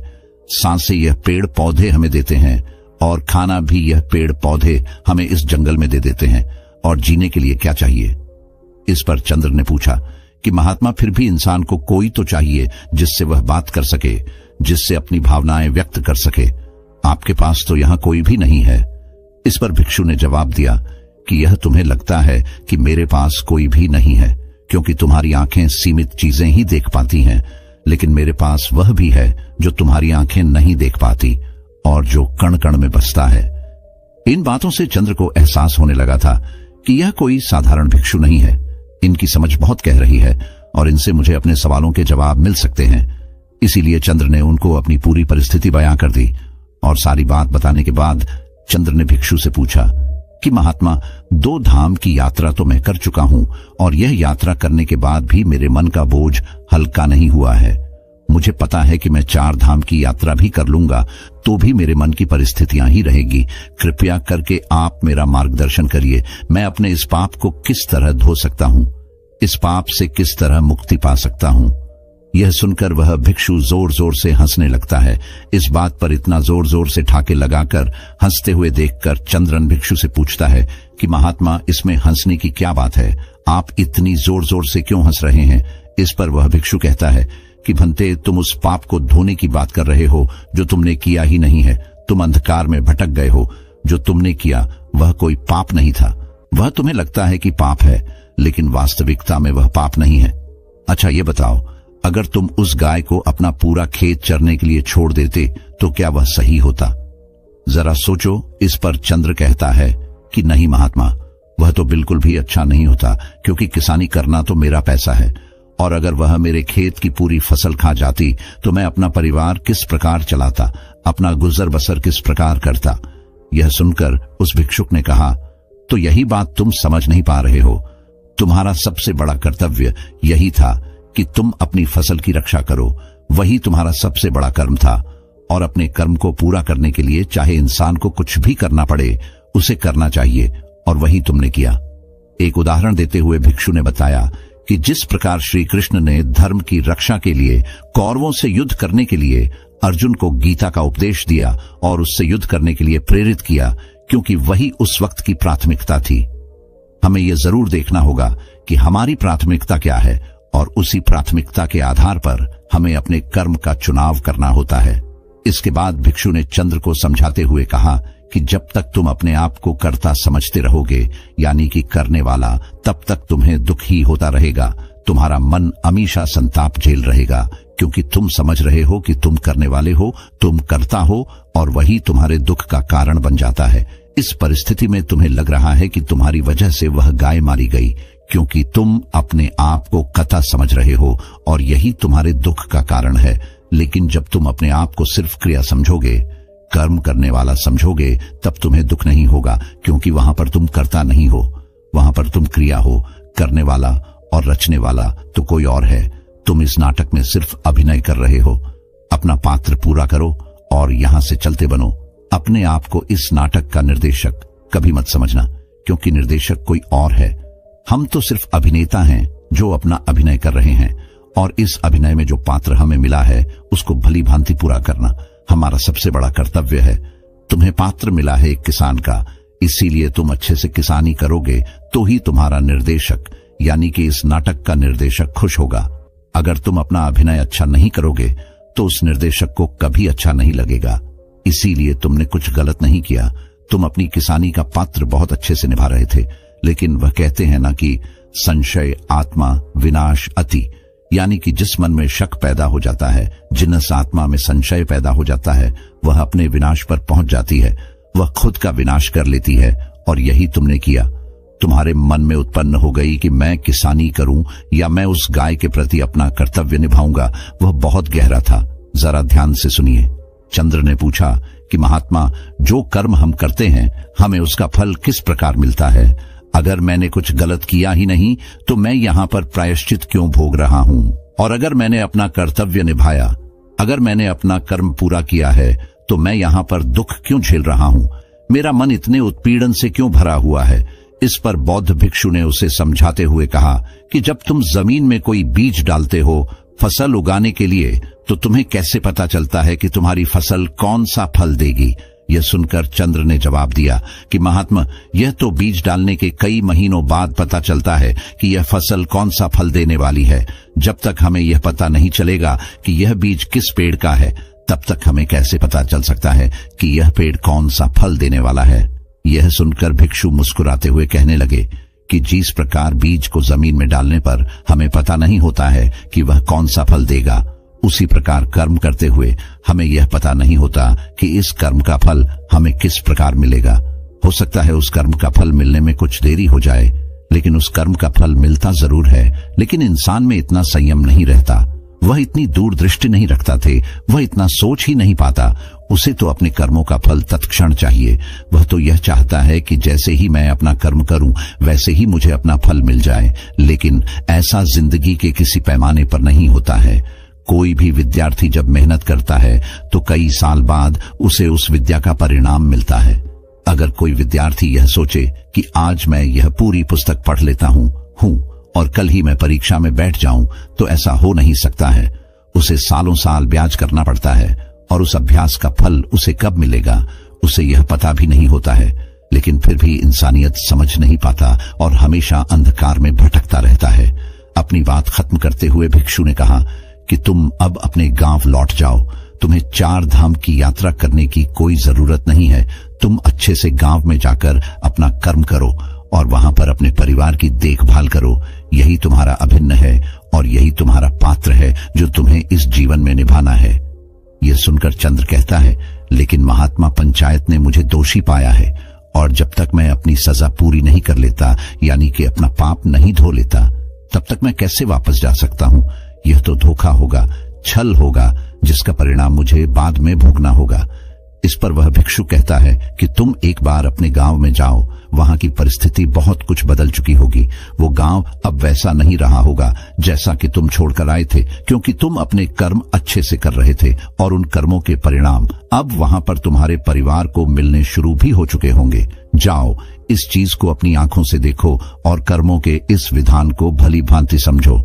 यह सुनकर चंद्र अपनी यात्रा के बीच से ही वापस अपने गांव में लौट आता है और गांव में लौटकर वह क्या देखता है कि उसका वह ग्वाला वाला पड़ोसी जो गायों को यूं ही छोड़ देता था, उसके पास अब एक भी गाय नहीं थी और दूसरी तरफ उसके परिवार के नाम पर गांव में एक गौशाला बनी हुई थी, जहां पर गांव के लोग अपनी श्रद्धा से कुछ न कुछ गायों को खाने के लिए चारा भेंट में देते रहते। यह दृश्य देखकर चंद्र आश्चर्यचकित रह गया। उसे समझ नहीं आया कि यह किस प्रकार हुआ। जब उसने लोगों से पूछा कि यह किस प्रकार हुआ, तो लोगों ने उसे बताया कि तुम्हारे जाने के बाद इस ग्वाले ने अपनी गाय रात में छोड़ना बंद नहीं किया और उसकी गाय दूसरों के खेतों में भी फसलों को नुकसान पहुंचाती रहती थी, जिससे सभी गांव वाले बहुत परेशान हो गए।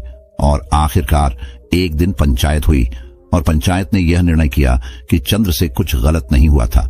वह अपनी फसल को बचाने के लिए अनजाने में ही उससे यह गलती हो गई थी, लेकिन यह गलती नहीं मानी जा सकती और इसीलिए जो गाय उस ग्वाले ने छोड़ रखी थी, उन गायों को पकड़कर एक गौशाला बनाई गई और वह गौशाला चंद्र के परिवार के नाम कर दी गई, क्योंकि पंचायत को एहसास हुआ कि चंद्र को दोषी मानकर उनसे बहुत बड़ी गलती हुई थी। इसीलिए अपनी गलती को सुधारने के लिए उन्होंने वह गौशाला चंद्र के परिवार के नाम कर दी। यह दृश्य देखकर चंद्र की आंखें खुल गई। उसे उस भिक्षु की वह बात याद आ गई कि जब हम जमीन में बीज को डालते हैं तब हमें यह पता नहीं होता कि वह बीज क्या फल देगा, लेकिन जिस दिन वह फल देता है उस दिन हम पता चलता है कि हमारा वह कर्म कितना सार्थक था। तो दोस्तों, कैसी लगी ये कहानी आपको कमेंट सेक्शन में जरूर बताना, और अच्छी लगी हो तो इस वीडियो को लाइक करके चैनल को सब्सक्राइब जरूर कर देना। तो मिलते हैं अगली ही किसी ऐसी कहानी में, तब तक के लिए अपना ख्याल रखें। धन्यवाद और नमो बुद्धाय। कई बार हमारी जिंदगी में हम खुद को एक मुश्किल घड़ी में पाते हैं। कई बार हमें बड़े फैसले लेने पड़ते हैं, लेकिन हमें यह नहीं पता होता कि वह सही है या गलत। क्या उस फैसले का परिणाम हमारे जीवन में खुशियां लाएगा या मुसीबत। लेकिन कई बार हमारे पास सही निर्णय लेने की सुझाव नहीं होते और हम जल्दबाजी में फैसला कर लेते हैं, और उन फैसलों की वजह से हमारी जिंदगी सुखमय हो सकती है या फिर हमारी जिंदगी नरक से भी बढ़कर हो सकती है। इसलिए सही फैसला लेने की क्षमता हमारे जीवन में सफलता हासिल करने के लिए आवश्यक है। तो चलिए आज की इस बोध कहानी के माध्यम से जानते हैं कि जीवन में सही फैसले कैसे लिए जाएं, और यह भी कि सही निर्णय लेने के तरीका कौन सा है। तो बिना किसी देरी के कहानी शुरू करते हैं। दोस्तों, कई साल पहले की बात है। एक छोटे से राज्य में एक बौद्ध भिक्षु निवास कर रहे थे, जिन्हें सभी जगहों पर उनके ज्ञान के बड़े चर्चे थे। वह बौद्ध भिक्षु बहुत ज्ञानी थे। उनके पास लोग बहुत दूर दूर से आते थे ताकि वे उनसे अपनी समस्याओं का समाधान प्राप्त कर सके। उनके पास कोई भी कैसी भी समस्या लेकर क्यों ना आए, वह समस्या का समाधान अवश्य करते थे। जब भी वह किसी की समस्या सुनते तो उस समस्या को बड़े ही ध्यान से सुनते, समझते, उसमें लीन हो जाते, और उसके बाद कुछ देर के लिए वह आंखें बंद करते और समस्या के बारे में अच्छे से सोच विचार करते और उसके बाद उसका समाधान देते। ऐसे में कोई भी व्यक्ति उनके बारे में केवल एक ही बात सोचता था, शायद इन साधु के पास कोई ऐसी चमत्कारिक शक्तियां हैं जिससे यह समाधान पूछते हैं और उसके बाद हमें वह समाधान बताते हैं। एक बार एक युवक ने उन महाराज से यह पूछ भी लिया, क्या आपके पास ऐसी कोई चमत्कारी शक्तियां हैं जिसके कारण आप हमारी समस्याओं का समाधान करते हैं, या आपके पास ऐसी कोई दिव्य दृष्टि है जिससे आप हमारी समस्याओं का समाधान खोज पाते हैं। उस युवक की यह बात सुनकर वह साधु जोर जोर से हंसने लगे, लेकिन उन्होंने उस युवक की बात का कोई जवाब नहीं दिया।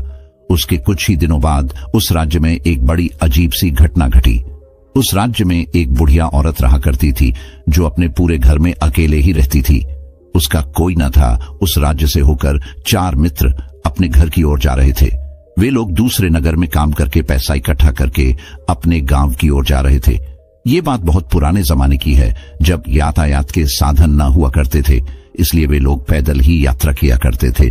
इसी कारण वे चारों मित्र अपने अपने धन को इकट्ठा करके अपने गांव की ओर प्रस्थान कर रहे थे। उन चारों ने अपना अपना धन एक छोटी सी पोटली में रखा था और उसी पोटली में उन सब की सारी कमाई थी। तभी उन चारों मित्रों में से एक मित्र कहता है, मित्रों, इस तरह से यदि हम अपना धन अलग अलग रखेंगे तो इससे हमारा धन चोरी हो सकता है। क्यों ना हम अपना सारा धन एक ही पोटली में रख दें, जिससे हम सब इस पर ध्यान भी दे सकेंगे और हमारा धन सुरक्षित भी हो जाएगा, और जब हम अपने गांव पहुंच जाएंगे तो हम वहां पर अपना अपना हिस्सा इसमें से ले लेंगे। उन तीनों मित्रों ने उस युवक की बात मान ली और वे सभी मिलकर अपना धन एक ही पोटली में रख देते हैं और वे सभी मिलकर अपने गांव की ओर आगे बढ़ते हैं। चलते चलते काफी समय बीत चुका था और अब रात्रि होने वाली थी। तभी आगे चलकर रास्ते में उन्हें एक घर दिखाई दिया जहां पर एक बूढ़ी औरत रहा करती थी। रात्रि का समय भी हो चुका था और उन चारों मित्रों को रात रुकने के लिए कोई न कोई जगह की आवश्यकता भी थी। ऐसे में उन चारों ने मिलकर यह योजना बनाई कि वे लोग आज रात इसी घर में ठहर। इसलिए वे चारों लोग उस घर की ओर आगे बढ़ते हैं। उस घर का दरवाजा खटखटा है। तभी सामने से एक बूढ़ी औरत दरवाजा खोलती है और उन चारों मित्रों में से एक मित्र हाथ जोड़कर उस बूढ़ी औरत से कहता है, माताजी, हम अपने गांव की ओर जा रहे थे, लेकिन यहाँ रास्ते में ही रात हो गई और अब हम इतनी रात में सफर नहीं कर सकते, इसलिए हमारी आपसे विनती है कि हम आपके यहाँ पर एक रात रुकना चाहते हैं। सुबह होते ही हम यहाँ से चले जाएंगे। उस बूढ़ी औरत ने काफी देर सोच विचार किया और उसके बाद वह बूढ़ी औरत कहती है, ठीक है, तुम सभी आज रात के लिए यहाँ पर रुक सकते हो, मुझे कोई दिक्कत नहीं। मैं खाना बनाने जा रही हूं, कहो तो तुम लोगों के लिए भी बना दूं। उन चारों ने सहमति जताते हुए कहा, हाँ बिल्कुल। उसके बाद उन चारों मित्रों ने धन की पोटली उस बूढ़ी औरत को थमा दी और कहा, माताजी, इस पोटली में हमारे साल भर की कमाई है। हम चारों ने अब तक का अपना सारा कमाया हुआ धन इसी पोटली में रखा है और अब हम इसे आपको सौंपते हैं, क्योंकि यह हम चारों से ज्यादा आपके पास सुरक्षित होगा। हम बस इतना चाहते हैं कि यदि हम चारों में से कोई एक व्यक्ति से लेने आए तो आप इस पोटली को उसे मत देना, जब तक कि हम चारों एक साथ इस पोटली को लेने न आए। तभी वह बूढ़ी औरत कहती है, ठीक है बेटा, यदि तुम चारों एक साथ आओगे तभी मैं इस पोटली को आपको सौंपेंगे, और वैसे भी आप लोग तो सुबह यहां से चले जाने वाले हैं। मैं आपको सुबह ही यह पोटली थमा दूंगी। वह धन की पोटली उस बूढ़ी औरत को थमाकर चारों मित्र निश्चिंत हो जाते हैं कि अब उनका धन सुरक्षित है और वे लोग खाना खाकर सो जाते हैं। अगली सुबह जब वह चारों उठते हैं तो सभी लोग अपनी आगे की यात्रा के लिए तैयारियां शुरू कर देते हैं। उन चारों नौजवानों में से एक नौजवान थोड़ा सा बदमाश था। वह अपने उन तीनों मित्रों से कहता है, भाइयों, इस बूढ़ी औरत ने हमारी रात भर खातिरदारी की है, हमें अच्छा भोजन खिलाया, सोने के लिए अच्छी जगह दी, रात भर यहाँ सर छुपाने के लिए एक अच्छा मकान दिया, और हमने अब तक उसके लिए कुछ नहीं किया। वह बूढ़ी औरत अकेले ही खेतों में काम कर रही है। क्या हम सभी यहां से जाने से पहले इस बूढ़ी औरत की मदद नहीं कर सकते? उस बदमाश नौजवान ने मन ही मन यह योजना बना ली थी कि वह किसी तरह से भी उस बुढ़िया से पोटली हासिल करके ही रहेगा। बाकी के तीनों मित्र उसकी बातों में आ जाते हैं और वे सभी मिलकर उस बुढ़िया की मदद करने अर्थात खेतों में काम करने के लिए चल पड़ते हैं। वे सभी मिलकर खेतों का काम कर ही रहे थे कि तभी वह बदमाश नौजवान अपने बाकी तीनों मित्रों से कहता है, मित्र, मुझे जोरों की प्यास लग गई है, मैं जरा उस बूढ़ी औरत से पानी मांग कर लाता हूं। वह बाकी मित्र भी अब काफी थक चुके थे, उन्हें भी जोरों की प्यास लगी थी, इसलिए वह तीनों मित्र उसे वहां से जाने की अनुमति दे देते हैं। जैसे ही वह बदमाश उस बूढ़ी औरत के पास पहुंचता है, वह उस बूढ़ी औरत से कहता है, माताजी, अब हम यहां से जा रहे हैं, कृपया करके हमारे धन की पोटली हमें वापस दे दें। इस पर वह बूढ़ी औरत कहती है, नहीं नहीं, जब तक तुम चारों एक साथ ना हो तब तक मैं वह पोटली किसी को नहीं दे सकती। तुम्ही ने तो कहा था कि जब तक हम चारों एक साथ ना हो तब तक यह पोटली किसी को नहीं देनी है। तभी वह बदमाश उन तीनों की तरफ इशारा करते हुए कहता, हे लाओ। उन तीनों ने सोचा कि हमारा मित्र हमारे लिए पानी लाना चाहता है, इसलिए वह हमसे आज्ञा मांग रहा है। तभी उन तीनों मित्रों ने इशारे में उस युवक से कहा, हाँ हाँ ठीक है, ले आओ। यह देख उस बुढ़िया को यह लगने लगा कि अब यह चारों यहां से जा रहे हैं और यह अपनी पोटली मांग रहे हैं, इसलिए उस बुढ़िया ने वह कोट लाकर उस बदमाश के हाथों में रख दी और वह बदमाश उस पोटली को लेकर वहां से चला गया और बाकी के तीनों मित्र अपने खेत के काम में व्यस्त हो जाते हैं। कुछ देर के बाद जब वह तीनों खेत का काम करके वापस लौटते हैं और बुढ़िया से कहते हैं, माताजी, हमारा मित्र जो यहाँ पानी पीने आया था वह कहाँ गया? इस पर वह बुढ़िया कहती हैं, क्या वह पानी पीने आया था? पर वह तो कह रहा था कि हम चारों जा रहे हैं, कृपया करके हमारे धन की पोटली हमें थमा दे। तब तीनों बड़े आश्चर्य होकर उस बुढ़िया से कहते हैं, माताजी, हमने भला कब कहा? वह पोटली मांगी थी, हमें तो प्यास लगी थी और हमने पानी के लिए इशारा किया था। तभी बूढ़ी औरत उन तीनों से कहती है, परंतु अब तो वह पोटली लेकर जा चुका है।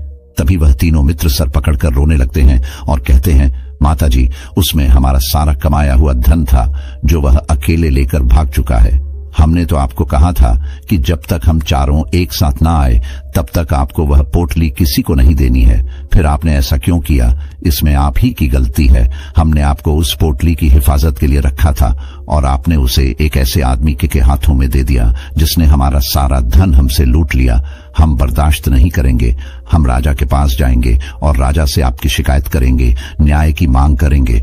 अब तो इस बात का राजा ही फैसला करेंगे।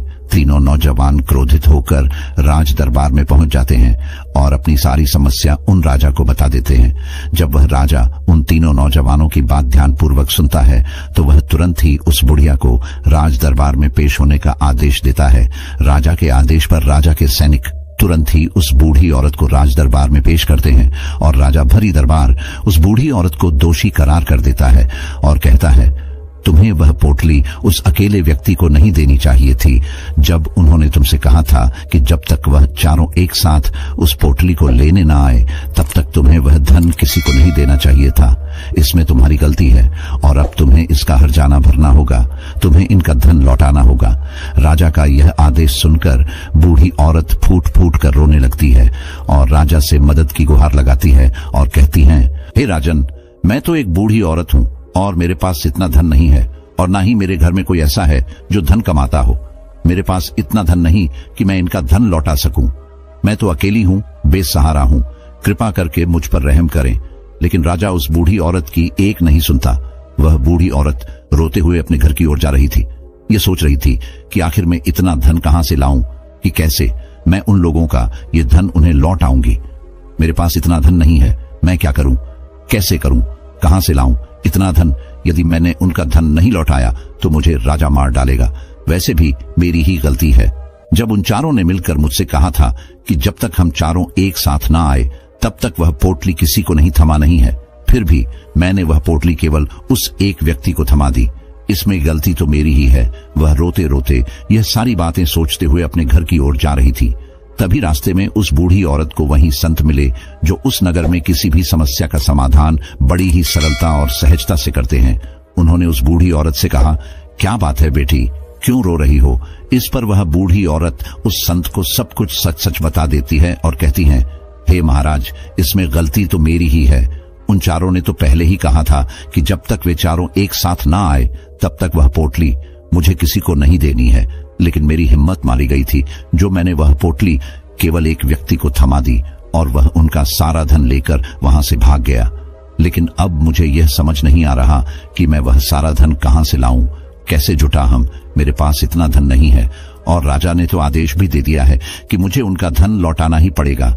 लेकिन मैं यह समझ नहीं पा रही कि इतना सारा धन मैं कहां से लाऊंगी। तभी वह संत उस बूढ़ी औरत से कहते हैं, शांत हो जाओ, मैं कोई ना कोई रास्ता जरूर निकाल लूंगा।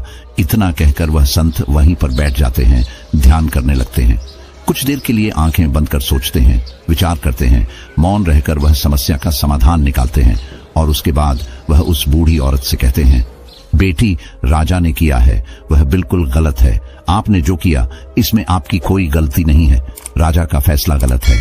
उन संत के इतना कहने पर बूढ़ी औरत चुप हो गई और यह सोचने लगी कि आखिर राजा का फैसला कैसे गलत हो सकता है। राजा तो सभी के लिए न्याय ही करते हैं और वह कभी किसी का बुरा नहीं करते।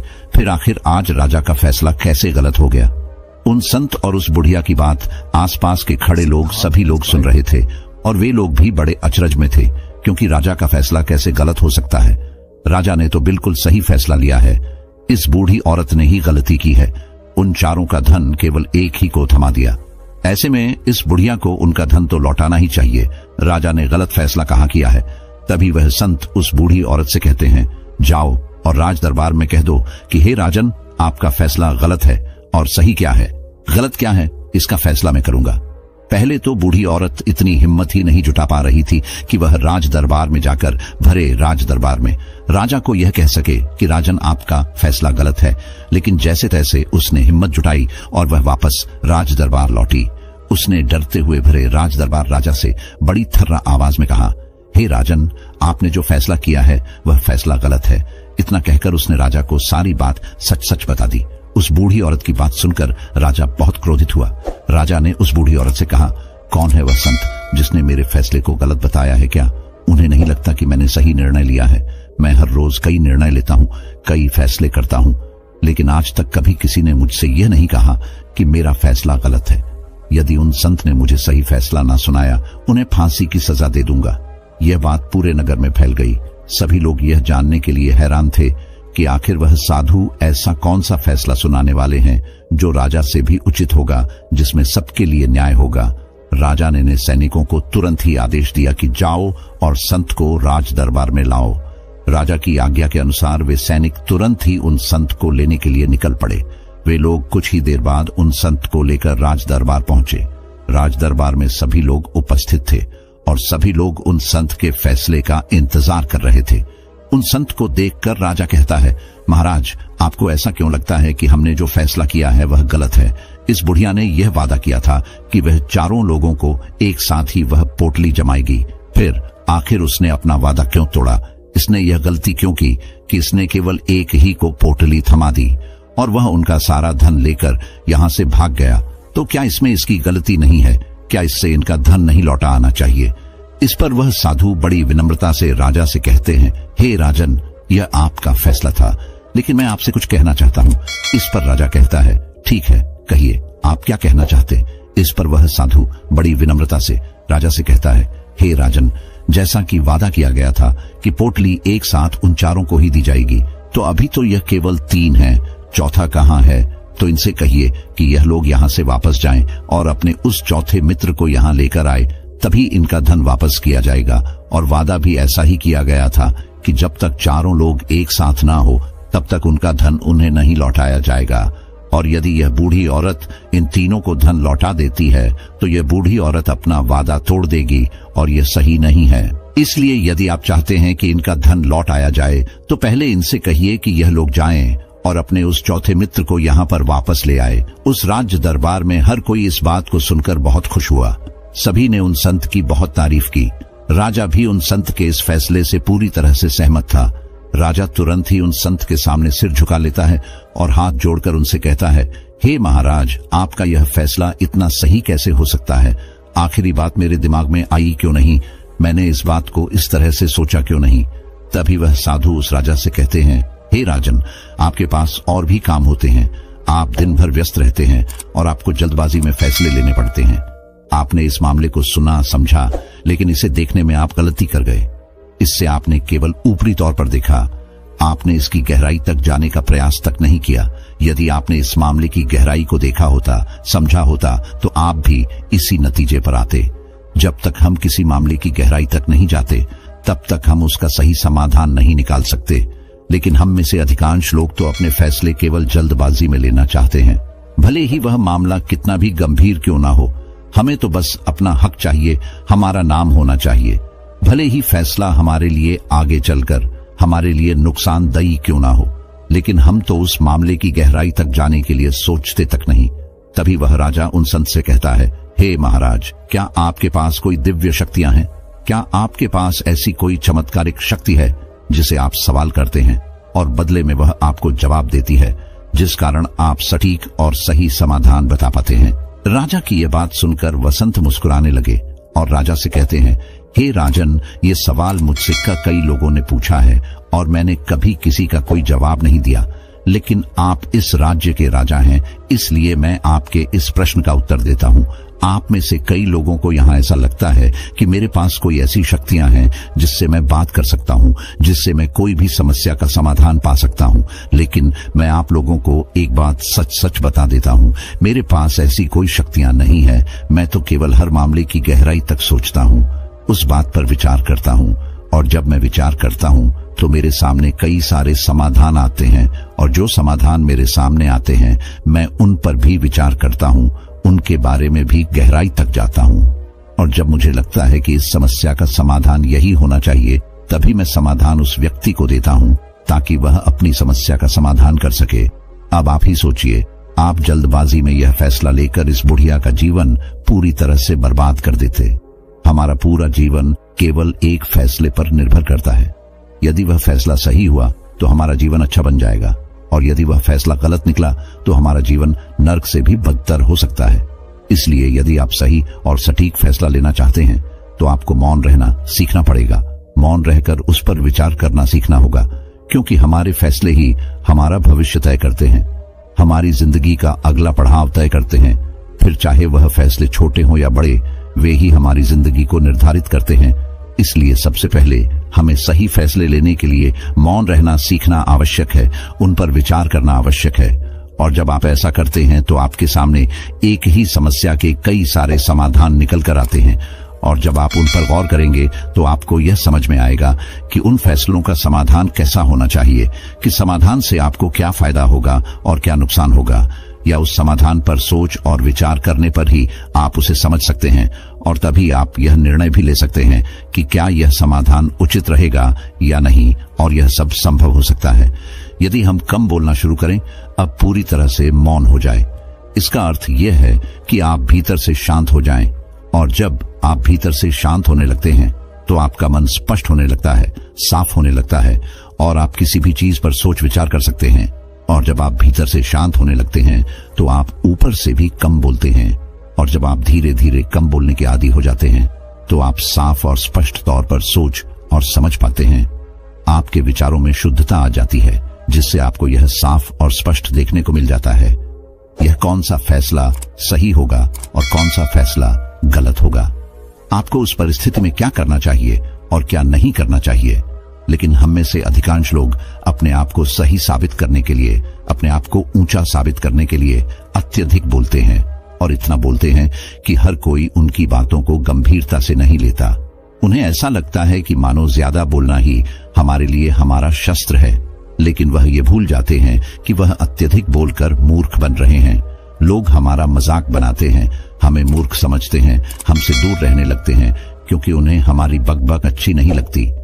लेकिन जब आप भीतर से शांत होने का प्रयास करते हैं और धीरे धीरे भीतर से शांत होने लगते हैं तो आप खुद ब खुदा, जब आप कम बोलना शुरू करते हैं तब आप अपने आप को बहुत अच्छी तरह से समझना शुरू कर देते हैं, अपने आप पर अच्छी तरह से विचार करना शुरू कर देते हैं।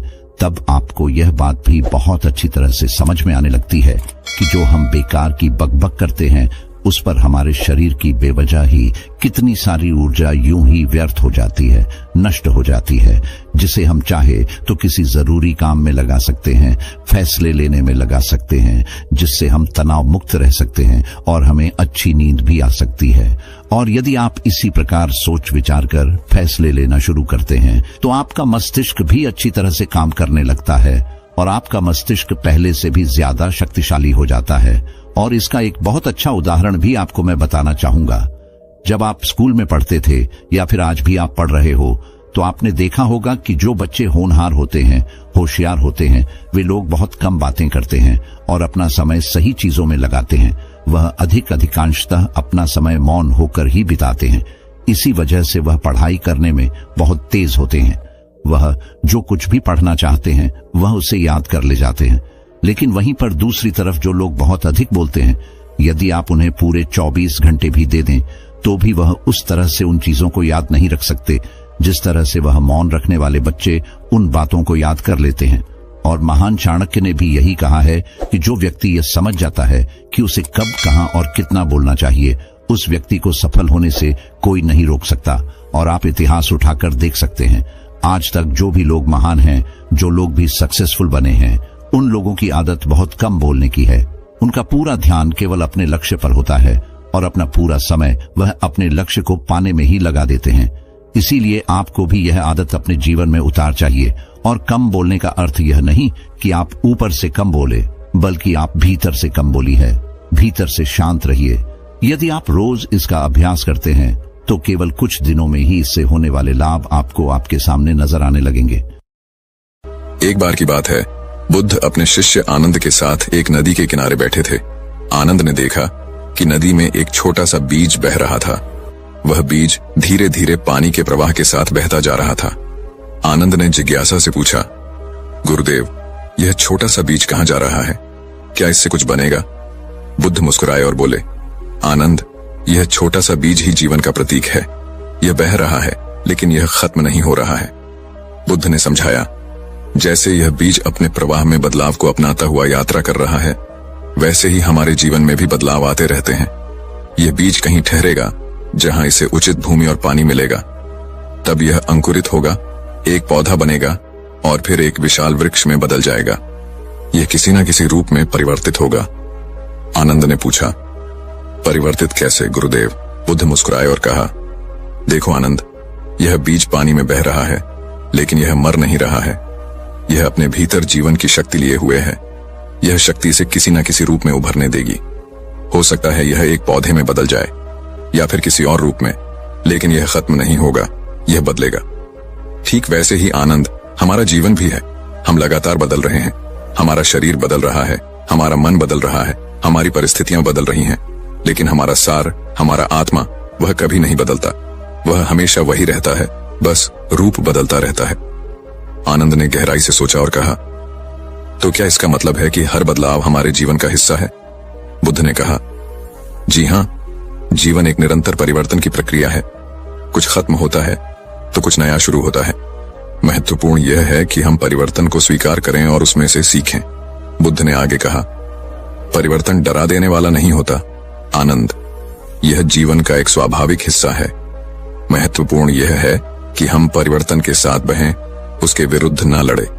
जब हम परिवर्तन को स्वीकार करते हैं तभी हम वास्तविक शांति पा सकते हैं। आनंद ने सिर झुकाया और कहा, गुरुदेव, आपकी बातों ने मुझे बहुत समझाया। बुद्ध मुस्कुराए और बोले, समझना ही नहीं आनंद, बल्कि जीना भी जरूरी है। परिवर्तन को अपने जीवन में आने दो और उसमें से सीखते रहो। कुछ दिन बीत गए। आनंद ने बुद्ध की बातों को गहराई से सोचा और समझा। वह परिवर्तन की प्रक्रिया को स्वीकार करने की कोशिश कर रहा था, लेकिन मन कभी कभी डर जाता था। एक दिन एक तूफान आया, पेड़ उखड़ रहे थे, बारिश जोरों से हो रही थी। आनंद डर गया और उसने सोचा, यह परिवर्तन बहुत भयानक है, मैं इसे सहन नहीं कर सकता। बुद्ध ने आनंद को शांत किया और कहा, देखो आनंद, यह तूफान भी एक तरह का परिवर्तन है। यह प्रकृति का नियम है, यह आएगा और जाएगा। महत्वपूर्ण यह है कि हम इस दौरान कैसे व्यवहार करते हैं। आनंद ने पूछा, कैसे गुरुदेव? बुद्ध ने कहा, डरने की नहीं, समझने की कोशिश करो। यह तूफान भी एक संदेश लाया है। यह हमें बता रहा है कि जीवन अनिश्चित है, हमें हर स्थिति में शांत रहना सीखना चाहिए। आनंद ने गहरी सांस ली और कोशिश की शांत रहने की। धीरे धीरे उसका मन शांत होता गया और उसने महसूस किया कि तूफान के बीच भी एक शांति थी। तूफान के बाद सब कुछ बदल चुका था। पेड़ टूट गए थे, घरों को नुकसान हुआ था, लेकिन सूरज निकल आया था और एक नई सुबह की शुरुआत हुई थी। बुद्ध ने कहा, देखो आनंद, तूफान चला गया, लेकिन जीवन जारी है। यह एक नई शुरुआत है। हमें इस नई शुरुआत को स्वीकार करना चाहिए और आगे बढ़ना चाहिए। आनंद ने सिर हिलाया। उसे समझ आ गया था कि परिवर्तन दुखद भी हो सकता है, लेकिन उसमें नई संभावनाएं भी होती हैं। बुद्ध ने आगे कहा, परिवर्तन का स्वीकार करना आसान नहीं होता आनंद, इसके लिए साहस चाहिए, लेकिन जब आप इसे स्वीकार कर लेते हैं तो आप एक नए स्तर पर पहुंच जाते हैं। आनंद ने कहा, मैं कोशिश करूंगा गुरुदेव। बुद्ध मुस्कुराए और बोले, बस कोशिश ही काफी है आनंद, बाकी समय तुम्हें सिखाएगा। समय बीतता गया। आनंद ने परिवर्तन को स्वीकार करना सीख लिया था। वह समझ गया था कि जीवन एक यात्रा है, एक नदी की तरह जो लगातार बहती रहती है, कभी धीरे, कभी तेज, कभी शांत, कभी उग्र। एक दिन बुद्ध ने आनंद को एक नदी के किनारे बैठाकर कहा, आनंद, देखो यह नदी, यह कभी एक ही रूप में नहीं रहती। कभी यह शांत होती है, कभी उफनती है, लेकिन यह हमेशा बहती रहती है। आनंद ने कहा, हाँ गुरुदेव, मुझे समझ आ गया है। बुद्ध ने आगे कहा, ठीक वैसे ही हमारा जीवन भी है। हम लगातार बदलते रहते हैं। हमारी परिस्थितियां, हमारे विचार, हमारी भावनाएं, सब कुछ बदलता रहता है, लेकिन जो नहीं बदलता वह है हमारा अंदर का सत्य, हमारा आत्मा। आनंद ने पूछा, तो हमें क्या करना चाहिए गुरुदेव? बुद्ध ने कहा, हमें परिवर्तन को स्वीकार करना चाहिए और उसमें से सीखना चाहिए। हमें अपने अंदर के सत्य को पहचानना चाहिए और उस पर टिके रहना चाहिए। जब हम ऐसा करते हैं तो हम किसी भी परिस्थिति में शांत रह सकते हैं। आनंद ने कहा, लेकिन गुरुदेव, कभी कभी परिवर्तन बहुत कठिन होता है। बुद्ध ने कहा, हाँ, यह सच है, परिवर्तन आसान नहीं होता, लेकिन याद रखो, कठिनाई ही हमें मजबूत बनाती है। जब हम कठिनाइयों का सामना करते हैं तो हम अपने आप को बेहतर समझते हैं। आनंद ने कहा, आपकी बातों ने मुझे बहुत शक्ति दी है गुरुदेव। बुद्ध ने मुस्कुराते हुए कहा, यह शक्ति तुम्हारे अंदर ही है आनंद, मैंने तुम्हें सिर्फ उसे पहचानना सिखाया है। इस तरह बुद्ध ने आनंद को परिवर्तन के बारे में एक और महत्वपूर्ण शिक्षा दी। उन्होंने बताया कि परिवर्तन डरा सकता है, लेकिन इसे स्वीकार कर लेने से हम जीवन को और बेहतर तरीके से जी सकते हैं, लेकिन उसमें नई शुरुआत की संभावना भी होती है। महत्वपूर्ण यह है कि हम परिवर्तन को स्वीकार करें और उसमें से सीखें। उस दिन के बाद आनंद ने परिवर्तन को एक अवसर के रूप में देखना शुरू कर दिया। वह जानता था कि इस प्रकार आनंद ने परिवर्तन को जीवन का एक अभिन्न अंग स्वीकार कर लिया। वह समझ गया था कि हर अंत एक नई शुरुआत का द्वार है। जीवन की नदी सदैव बहती रहती है, कभी तीव्र, कभी मंद, लेकिन कभी रुकती नहीं। परिवर्तन के साथ ही विकास होता है। वह जानता था कि जीवन एक अनंत यात्रा है और उसे इस यात्रा का आनंद लेना चाहिए। बुद्ध के मार्गदर्शन में आनंद ने न केवल अपने मन को शांत किया, बल्कि परिवर्तन के साथ सामंजस्य स्थापित करना सीख लिया। उनकी कहानी हमें बताती है कि परिवर्तन से डरना नहीं, बल्कि उसे समझना और स्वीकार करना ही जीवन की सच्ची समझदारी है। जीवन एक यात्रा है जिसमें उतार चढ़ाव तो आएंगे ही। महत्वपूर्ण यह है कि हम हर पल को जिएं, सीखें और आगे बढ़ें। दोस्तों, अगली कहानी हमारी एक रेगुलर दर्शक की है जो यह जानना चाहते हैं कि जीवन में सही निर्णय और जल्दी अपने मार्ग के फैसलों पर कैसे टिक सकते हैं। तो चलिए प्रारंभ करते हैं। उसे ज्ञानम कहानी के द्वारा आपको समझाने का प्रयास करते हैं। तो आप देख रहे हैं सिद्धार्थ इंस्पायर्ड। आप हमारे चैनल को ज्वाइन भी कर सकते हैं, तो इसके लिए ज्वाइन बटन पर प्रेस करके आप हमें ज्वाइन कर लें, जिसमें आप अपने प्रश्न पूछ सकते हैं। धरती पर रहने वाला प्रत्येक मनुष्य अपने द्वारा लिए गए निर्णय का परिणाम भुगतता है। मनुष्य आज जो निर्णय करता है उसके परिणाम उसे आने वाले समय में लाभ देते हैं। किंतु कई मनुष्य ऐसे होते हैं जिन्हें निर्णय लेने में बहुत अधिक कठिनाई महसूस होती है, या फिर वे निर्णय लेने के लिए इस प्रकार के उपकरणों का इस्तेमाल करते हैं जो कि उन्हें मुसीबत में डाल देते हैं। निर्णय लेना एक बहुत ही ज्यादा महत्वपूर्ण कला है, और यह कला सबके पास होनी चाहिए ताकि अपने ही द्वारा लिए गए निर्णय के कारण मनुष्य को जीवन में गलत परिणाम न भुगतने पड़े। आइए आपको बुद्ध और उनके शिष्यों की कहानी सुनाते हैं और बताते हैं कि किस प्रकार से शिष्य के एक गलत निर्णय ने उसका बहुत अधिक नुकसान करवाया। दोस्तों, गौतम बुद्ध की शिक्षा हर किसी के जीवन को नई दिशा दे सकती है। अगर आप भी इसे मानते हैं तो कमेंट्स में नमो बुद्धाय लिखना मत भूलिए। बहुत समय पहले की बात है। 3 बौद्ध भिक्षु जंगल पार करके गांव की ओर जा रहे थे। इनमें से एक का नाम असाजी था, दूसरे का नाम उपाली और तीसरे का नाम सुभूति था। असाजी शांत और समझदार था, जबकि सुभूति दयालु था और नरम स्वभाव का व्यक्ति था। किंतु उपाली को बात बात पर नाराज होने की आदत थी। यदि उसे कोई मजाक में भी कुछ कह दे तो वह उस बात को दिल पर ले लेता था। तीनों बड़े ही आराम से जंगल पार कर रहे थे। तभी सुभूति ने कहा, जरा सोचो उपाली, अगर हम जंगल में भटक गए और तुम अकेले हो गए तब क्या होगा? उपाली ने तैश में आकर कहा, तुम्हें क्या लगता है मैं तुम दोनों के बिना जंगल पार नहीं कर सकता? सुभूति ने कहा, भला इतने घने जंगल को कोई अकेले पार कर सकता है क्या? तभी असाजी ने बात को संभालते हुए कहा, यह निर्णय हम तब लेंगे जब जंगल पार करके गांव पहुंचेंगे। अभी यह समय इन सब बातों का नहीं है। तभी उपाली ने कहा, तुम दोनों मुझे कमजोर समझते हो, अब मैं तुम दोनों को अकेले या घना जंगल पार करके दिखाता हूं। असाजी और सुभूति दोनों ने उपाली को बहुत समझाया, किंतु वह नहीं माना। वह जिद पर अड़ गया कि वह उन दोनों के साथ नहीं जाएगा और जंगल को अकेले पार करके दिखाएगा। हार मानकर असाजी और सुभूति दोनों उपाली को छोड़कर आगे बढ़ गए। जब असाजी और सुभूति दोनों उपाली की आंखों से ओझल हो गए, तब फिर से उसने यात्रा प्रारंभ की। उसे मन ही मन बहुत ज्यादा डर भी लग रहा था, क्योंकि जंगली जानवरों की आवाजें लगातार सुनाई दे रही थीं। जैसे तैसे करके उपाली आगे बढ़ रहा था। तभी उसे याद आया कि भोजन और औषधि तो असाजी और सुभूति के साथ ही चले गए। अब उसके पास खाने को भी कुछ भी नहीं था। उसने सोचा कि क्यों न जंगल से कोई फल तोड़कर खा लिया जाए। आगे बढ़ते हुए उसे एक बड़ा ही सुंदर पेड़ दिखा। उस पेड़ पर फल लगे हुए थे। ऐसा लग रहा था मानो मोती लटके हों। उन फलों की सुंदरता को देखकर उपाली का मन मोह गया। उसने मन ही मन सोचा, जो फल बाहर से इतनी सुंदर हैं, उनका स्वाद भी बड़ा सुंदर होगा। उसने तुरंत उस पेड़ से एक फल तोड़ा और उसे खाना शुरू कर दिया। उसने 2-3 फल लेकर खाए, किंतु यह क्या, फल खाते ही उसकी आंखों की रोशनी जाने लगी और उसे धुंधला दिखाई देने लगा। थोड़ी ही देर में उसे बिल्कुल दिखाई देना बंद हो गया। उपाली समझ चुका था कि उसने बहुत गलत निर्णय लिया। उसे अपने मित्रों का साथ नहीं छोड़ना चाहिए था और ना ही फलों की सुंदरता के पीछे मोहित होना चाहिए था। अब उसके पास अन्य कोई रास्ता नहीं था। वह समझ चुका था कि वह बहुत बुरी तरह फंस चुका है।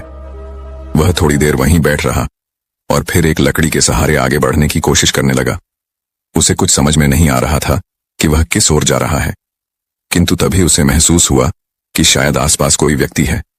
उसने जैसे ही आवाज लगाई, क्या कोई है वहां? तभी असाजी और सुभूति ने उसे संभालते हुए कहा, हम दोनों यही हैं। अपने मित्रों को पाकर उपाली की आंखों से आंसू बहने लगे। उसने कहा, मुझे बहुत अधिक प्रसन्नता है कि मेरे मित्र मुझे इस घने जंगल में अकेला छोड़कर नहीं गए। तभी असाजी ने कहा, तुम आज इतनी बड़ी मुसीबत में फंस गए, केवल और केवल अपने गलत निर्णय की वजह से, किंतु हम तुम्हारी तरह नहीं हैं। हमने सही समय पर सही निर्णय लिया। हम दोनों ही तुमसे थोड़ा आगे चल रहे थे, किंतु हमारा ध्यान तुम्हारे ऊपर था। जब हमें यह महसूस हुआ कि शायद तुम अधिक पीछे छूट गए हो, तब हम वापस आ गए। उपाली ने कहा, तुम ठीक कहते हो, किंतु अभी मुझे इस जंगल से बाहर ले चलो। असाजी और सुभूति उपाली को जंगल से बाहर लेकर गए। जब वे तीनों गौतम बुद्ध के पास पहुंचे, तब असाजी ने बुद्ध को सारी कहानी बताई। गौतम बुद्ध ने उपाली को समझाते हुए कहा, जीवन के प्रत्येक क्षण में हमें कुछ न कुछ निर्णय अवश्य लेने पड़ते हैं। आज तुम्हारे एक गलत निर्णय के कारण तुम्हारी आंखों की रोशनी जा चुकी है। उपाली ने कहा, गुरुदेव, हम किस प्रकार से सही निर्णय ले सकते हैं? क्या निर्णय लेने की कला महत्वपूर्ण होती है? बुद्ध मुस्कुराए और बोले, निर्णय लेने की कला बहुत अधिक महत्व रखती है। हमारे जीवन में होने वाली प्रत्येक घटनाएं हमारे निर्णय का परिणाम होती हैं। उपाली ने कहा, हम जीवन में किस प्रकार से सही निर्णय ले सकते हैं? गौतम बुद्ध बोले, आज मैं तुम्हें बताता हूं कि जीवन में सही निर्णय लेने से पूर्व किन किन बातों पर विचार अवश्य करना चाहिए।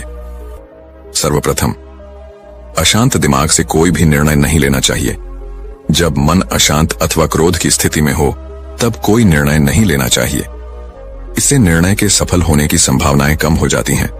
क्रोधी व्यक्ति केवल अपने मन में उठ रहे क्रोध को शांत करने के लिए निर्णय लेता है। वह ना तो भविष्य देखा है और ना ही उसे निर्णय का परिणाम। उसे तो बस वर्तमान का क्रोध और अशांति दिखाई देती है, जिसे वह किसी भी हाल में शांत करना चाहता है। निर्णय तभी लेना चाहिए जब मन शांत हो और मन में किसी प्रकार का कोई क्रोध ना हो। दूसरा, निर्णय लेते समय भविष्य पर विचार। जब भी कोई निर्णय लेना चाहिए तो विचार करना चाहिए कि भविष्य में इस निर्णय के क्या क्या परिणाम हो सकते हैं। स्वयं को भविष्य में रखकर देखना चाहिए कि यदि आज हमने यह निर्णय लिया है तो भविष्य में इससे हमें लाभ प्राप्त होगा अथवा नुकसान होगा। जब हम एक बार भविष्य की कल्पना कर लेते हैं, तब निर्णय लेना आसान हो जाता है, क्योंकि इस प्रकार निर्णय हमें लंबे समय तक फायदा पहुंचाते हैं। तीसरा, कभी भी भावनाओं में बहकर निर्णय नहीं लेना चाहिए। कई व्यक्ति ऐसे होते हैं जो तब निर्णय लेते हैं जब वे सबसे अधिक भावुक होते हैं, किंतु यह निर्णय लेने का सही समय बिल्कुल नहीं होता है। कभी भी भावनाओं में बहकर कोई निर्णय नहीं लेना चाहिए, बल्कि निर्णय लेते समय अपने सभी भावनाओं का त्याग करके केवल और केवल भविष्य को केंद्र में रखकर सोचना चाहिए और निर्णय लेना चाहिए। भावनाओं में बैठकर लिए गए निर्णय वर्तमान के लिए सही होते हैं, किंतु आगे जाकर यह गलत सिद्ध हो सकते हैं। इसलिए निर्णय लेते समय हर प्रकार की भावना से दूर रहना चाहिए। चौथा, दूसरों की प्रतिक्रिया और उनके अनुभवों का प्रयोग निर्णय लेते समय अवश्य करना चाहिए। कई व्यक्ति ऐसे होते हैं जो खुद को सबसे बड़ा मानकर दूसरों के अनुभव को सुन नहीं चाहते और ना ही उनकी प्रतिक्रिया पर विचार करते हैं, किंतु ऐसा नहीं करना चाहिए। किसी भी निर्णय से पहले दूसरों के अनुभव और प्रतिक्रियाओं पर एक बार अवश्य विचार करना चाहिए। भले ही अंतिम निर्णय आपका हो, किंतु यदि दूसरों के अनुभवों से आपको निर्णय लेने में सहायता मिल रही है तो इसमें कोई बुराई नहीं है। पांचवां, निर्णय लेते समय आंतरिक सज्जा पर अधिक ध्यान दें। कई व्यक्ति ऐसे होते हैं जो निर्णय लेते समय केवल और केवल बाहरी आवरण को देखते हैं। बाहरी आवरण पर मोहित होकर वे निर्णय ले लेते हैं, किंतु जब आंतरिक आवरण तक पहुंचते हैं तब पता चलता है कि जो निर्णय उन्होंने लिया है वह गलत सिद्ध हो गया है। बाहरी सुंदरता पर कभी मोह नहीं दिखना चाहिए। निर्णय किसी वस्तु के विषय में हो या फिर व्यक्ति के विषय में, हमेशा आंतरिक सुंदरता को सबसे ऊपर रखना चाहिए। इस प्रकार गौतम बुद्ध ने उपाली को जीवन में सही निर्णय लेने के लिए महत्वपूर्ण बातें बताई। उपाली गौतम बुद्ध से वादा किया कि अब जब भी वह निर्णय करेगा तब वह इन बातों का ध्यान अवश्य रखेगा। धन्यवाद दोस्तों, उम्मीद करते हैं कि आपको यह वीडियो पसंद आई होगी। इस वीडियो को लाइक और चैनल को सब्सक्राइब जरूर करें।